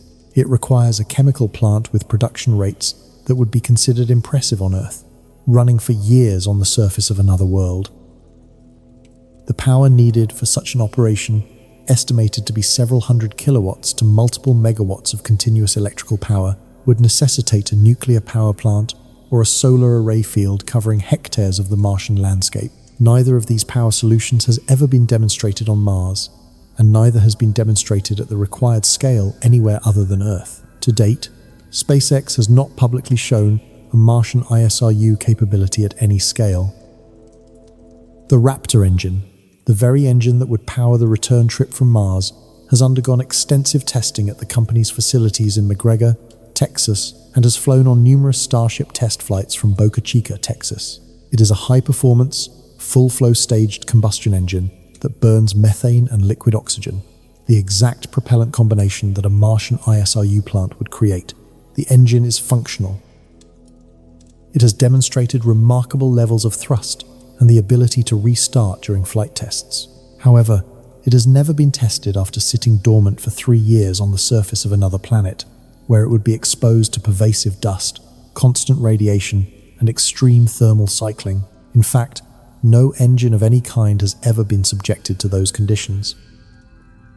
The gap between a Raptor engine firing in Texas just after leaving a maintenance facility and a Raptor engine firing on Mars after 3 years of unattended exposure is a gap that cannot be bridged by simple extrapolation. It must be closed by direct testing. NASA's Mars Sample Return program offers what is perhaps the most sobering perspective on the Mars Ascent Challenge.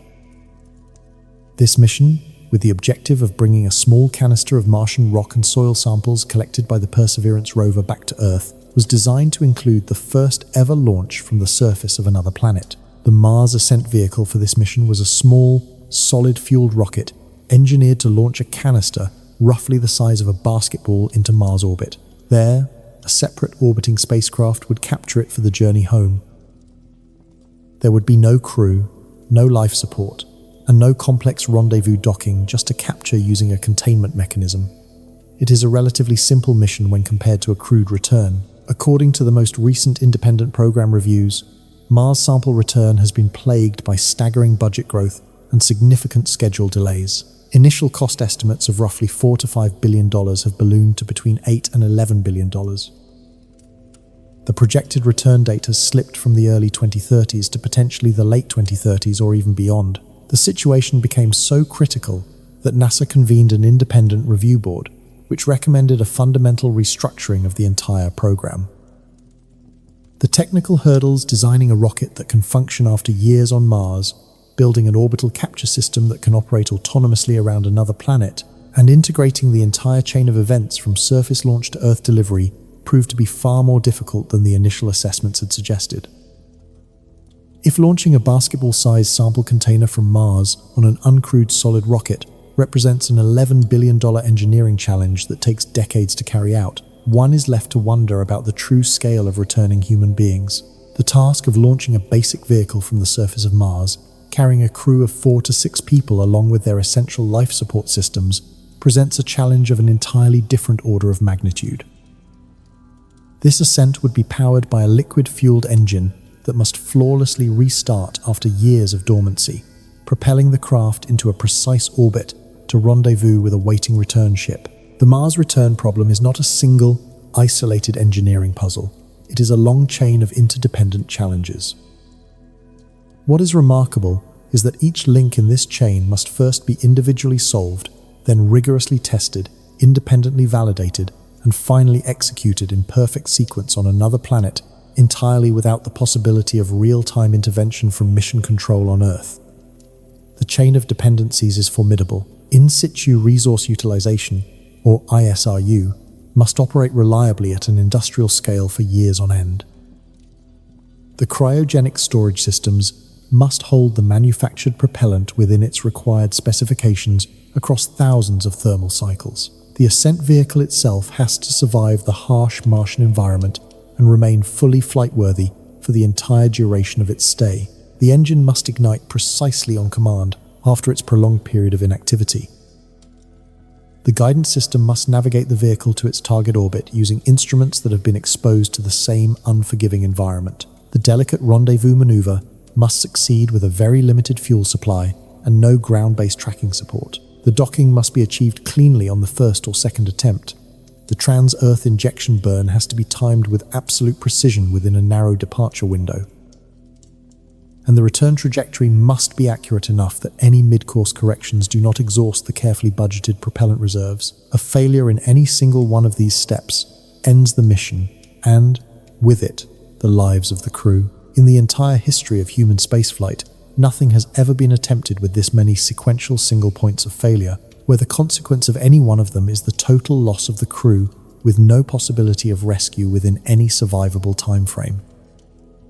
The Apollo program came closest and remains the most appropriate benchmark, but even here, the comparison highlights the immense leap in difficulty. Apollo carried all of its fuel from Earth, completely eliminating the dependency on ISRU. The lunar missions operated in the vacuum of space, which removed any complications from atmospheric interference during ascent. Apollo completed its critical rendezvous within hours, not days. Throughout the mission's most vital phases, ground control maintained nearly instantaneous communication.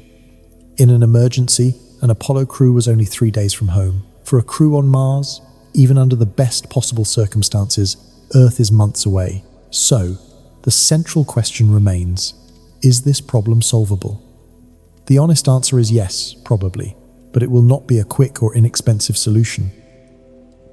And honesty also requires a clear acknowledgement of what that word, probably, truly rests upon. Every individual technology in the return chain has, in some form, at some scale, and in some environment, been demonstrated before.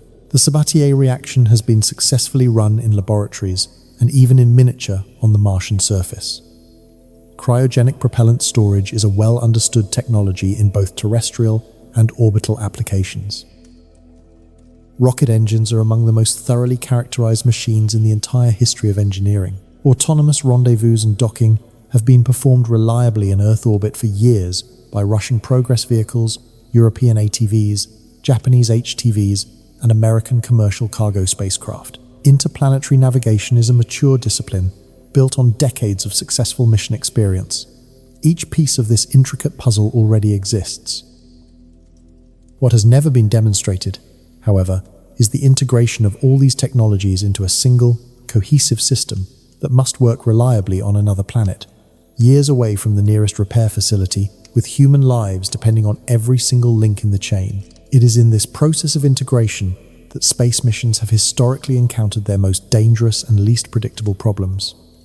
Individual components may pass all their qualification tests in a laboratory setting.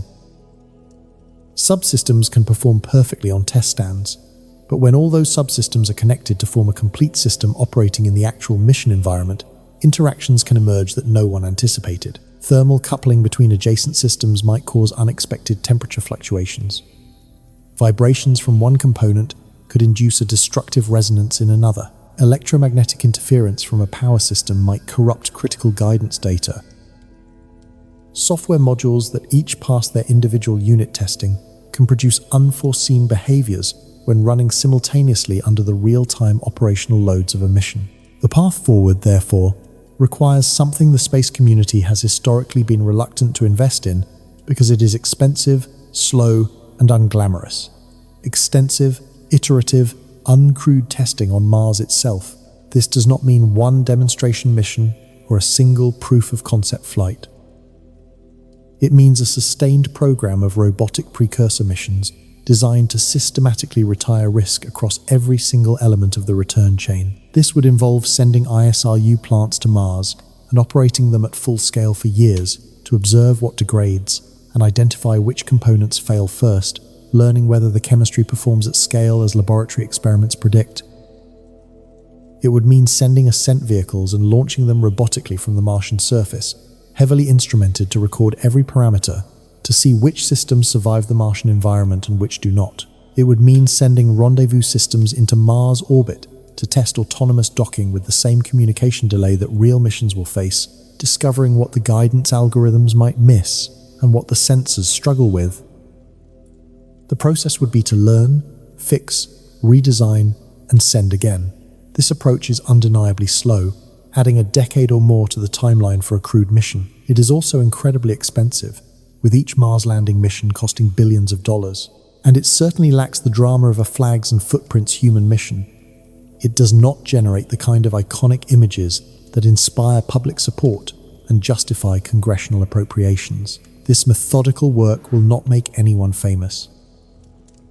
But it is the only responsible way to develop genuine confidence that the return chain will hold when human lives are depending on every element of it performing correctly on the first attempt. There are, of course, other voices in the space community, credible voices with deep technical expertise and exploration experience who argue for accepting a higher level of risk. Mars will always be dangerous, they contend, and at some point, you must simply commit and go. They suggest that the first crews will face risks comparable to those of the early polar expeditions of the 19th and early 20th centuries, or the first transatlantic flights of the 1920s. Explorers like Shackleton, Amundsen, Scott, and Lindbergh did not wait for every conceivable risk to be retired before they departed. They accepted profound danger as the inherent price of exploration. This argument has a powerful emotional force, and it is not entirely without merit. Exploration has always involved risk. Zero-risk exploration is a contradiction in terms.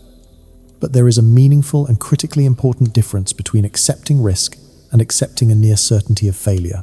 Ernest Shackleton accepted the risk that his Antarctic expedition might fail.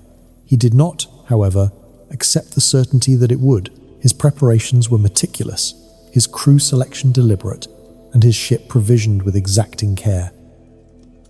When catastrophe arrived and the Endurance was lost to the crushing pack ice, his improvisation was masterful, ensuring every member of his expedition returned alive. He understood and accepted risk, but he never embraced recklessness. A mission to Mars that would send a crew before its in-situ resource utilization systems have been proven at scale on the actual Martian surface is a different matter. To launch before an Ascent Vehicle has been successfully test-fired from that world, or before autonomous rendezvous has been confirmed in Martian orbit, is not to accept risk in the tradition of Shackleton. It is to embrace a probability of failure so immense that the line between bravery and carelessness vanishes. Here, at the conclusion of this story, the psychological weight of the return journey warrants special consideration as it reshapes the entire narrative. The public imagination, when it turns to Mars, almost always centers on the spectacle of landing. We picture the first human boot print settling into the fine Martian regolith. We imagine the first sunset seen through a helmet visor on another world, with the sun appearing small and distant. The sky would transform from butterscotch to a deep blue near the horizon, a result of fine dust scattering the diminishing light. We think of the first words a person might speak while standing on the surface of a neighboring planet, broadcast across millions of miles to a civilization watching from afar. This would be the moment humanity truly becomes a species inhabiting more than one world.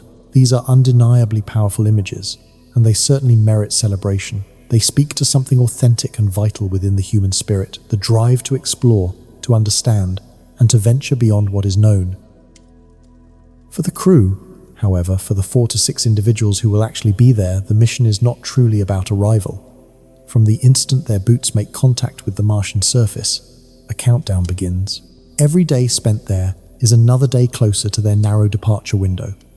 Every systems check performed on their Ascent Vehicle is a judgment on whether they will ever see their families again. Each data transmission from the ISRU facility is less a scientific report and more a bulletin on their chances of survival. Their mornings would start with a review of the data. How much propellant was generated overnight? Is the rate of production stable? Are the cryogenic storage tanks holding their required temperatures? Does the Ascent Vehicle's power system show any signs of anomalies? These are not merely abstract engineering inquiries.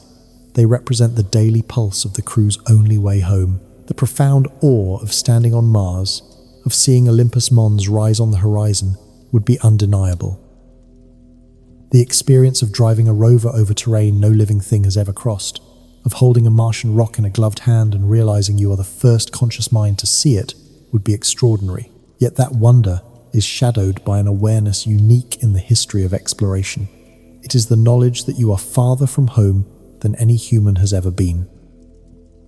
It is the understanding that anyone who could possibly help you is separated by a communication delay far longer than a typical phone call. It is the realization that your very life depends on machines that have never before been tested in this manner, in this location, under these specific conditions. And if that machinery were to fail, no one is coming to the rescue, not in days, not in weeks, not in months, and perhaps not ever. Astronauts are chosen, in part, for their capacity to handle such psychological loads. They undergo years of training to preserve cognitive function while under immense stress, to make sound judgments when fear verges on panic. They learn to compartmentalize existential dread and remain focused on the immediate task, the next item on a checklist, the next system diagnostic. They are remarkable individuals, psychologically resilient, technically brilliant, physically fit, and intensely motivated. But no amount of mental conditioning can alter the fundamental truth of their situation. They are on Mars, and their only path back to Earth is a rocket that absolutely must function, and no one, on either planet, can guarantee that it will. An honest and complete telling of the human journey to Mars reveals that its central narrative is not one of departure, but of return. The outbound journey is difficult, but the return is even harder. The trip to Mars has precedents, analogues, and decades of robotic groundwork to build upon. The trip back has none of those things. And until the problem of returning is solved not in theoretical papers, not in presentations to review panels, not in conceptual designs stored in engineering archives, but with tested, validated, flight-proven hardware operating on the actual surface of Mars and coming back successfully to Earth, the human exploration of Mars will remain more of a promise than a concrete plan. Current NASA architectural documents outline a crewed Mars mission for the late 2030s or the 2040s. SpaceX has floated timelines as ambitious as the late 2020s, though its specific target dates have frequently shifted, and the company has not yet publicly demonstrated Mars return-specific technology beyond its Raptor engine and Starship vehicle. In their technical planning, if not always in their public statements, both organizations recognize that the return problem is the pacing challenge. It is the single most difficult component that dictates when a crewed mission shifts from aspiration to feasibility. What is important to emphasize is that the engineering community has not found any fundamental law of physics that would prevent a solution to the return problem. This challenge does not hinge on discovering new principles of physics. It does not demand the invention of novel materials or the development of new sources of energy. It requires no theoretical breakthroughs in any field of science. The Sabatier reaction follows the same laws of thermodynamics on Mars as it does on Earth. Rocket engines function on the same principles of Newtonian mechanics no matter which planet they launch from. Orbital rendezvous adheres to the same Keplerian equations, whether it is performed around Earth or around Mars. Nothing about solving the return problem is physically impossible. What is demanded, instead, is engineering a process that must be rigorous, methodical, patient, and iterative, all on a scale and in an environment without precedent in the history of the field. It demands the creation of systems that function not just within the controlled setting of a test facility, but in the uncontrolled and unforgiving conditions of another planet. It requires that these systems be tested not just once, but repeatedly, learning from every failure, refining each iteration, and building the kind of operational confidence that can only be earned through demonstrated success. It requires an institutional commitment that can be sustained over decades across numerous political cycles. A commitment is required to invest billions of dollars in foundational, often unseen, preparatory work. This is an investment that must endure far beyond the timeline of any single presidential administration or congressional budget cycle. Mars is not an impossible destination. It is, however, profoundly difficult. Specifically, leaving the Martian surface is the greatest difficulty, and the difference between a hard challenge and an impossible one is simply effort, time, and resources. It is also an unflinching honesty about what truly remains to be done. The journey to Mars is hard to begin with, but it may be even harder to leave. That is the quiet truth that should frame every conversation about sending humans there. This is not a reason to abandon the dream. The dream itself is worthy. The scientific and civilizational rewards of its achievement would be profound, but it is a reason to pursue that dream with the seriousness, the patience, and the rigor that such a challenge demands. The first human crew to launch from the surface of Mars will have a long journey ahead. They must dock with a return vehicle in Mars orbit, execute a trans-Earth injection burn, and cross the interplanetary void. Their safe landing on Earth will mark the single most difficult technical feat in the history of human civilization. This is not because of the immense distance they traveled. It is not because of the radiation they absorbed. Nor is it because of the months they spent in confinement, crossing the darkness between two worlds. It is because they placed their trust in a machine on an alien world to bring them home. This machine would be built from alien air. It would be powered by alien sunlight or alien atoms. It would be launched from alien soil, and it held. Every single valve opened as commanded. Every seal held its pressure. Every engine fired with precision. Every guidance command executed perfectly. Every link in the longest chain ever forged by human engineering successfully carried the load it was designed for. When that day comes, if that day comes, it will not be a triumph of boldness alone. Boldness is what will get a crew to Mars. Only preparation will get them home. The triumph will belong to the engineers who tested and failed and tested again. It will belong to the program managers who defended the budgets for robotic precursor missions that nobody outside the space community even noticed. It will belong to the material scientists who characterized seal degradation at Martian temperatures over multi-year simulations. The credit goes to the chemists who ran Sabatier reactors for 10,000 hours just to find the failure modes that might appear at hour 9,000. It belongs to the software engineers who wrote autonomous rendezvous algorithms and tested them 1,000 times in simulation before testing them even once at Mars. It will be a victory for every person who chose to solve the hardest problem rather than announce the easiest victory. That is the Mars return problem. It is real, it is solvable, it is not yet solved, and it is waiting.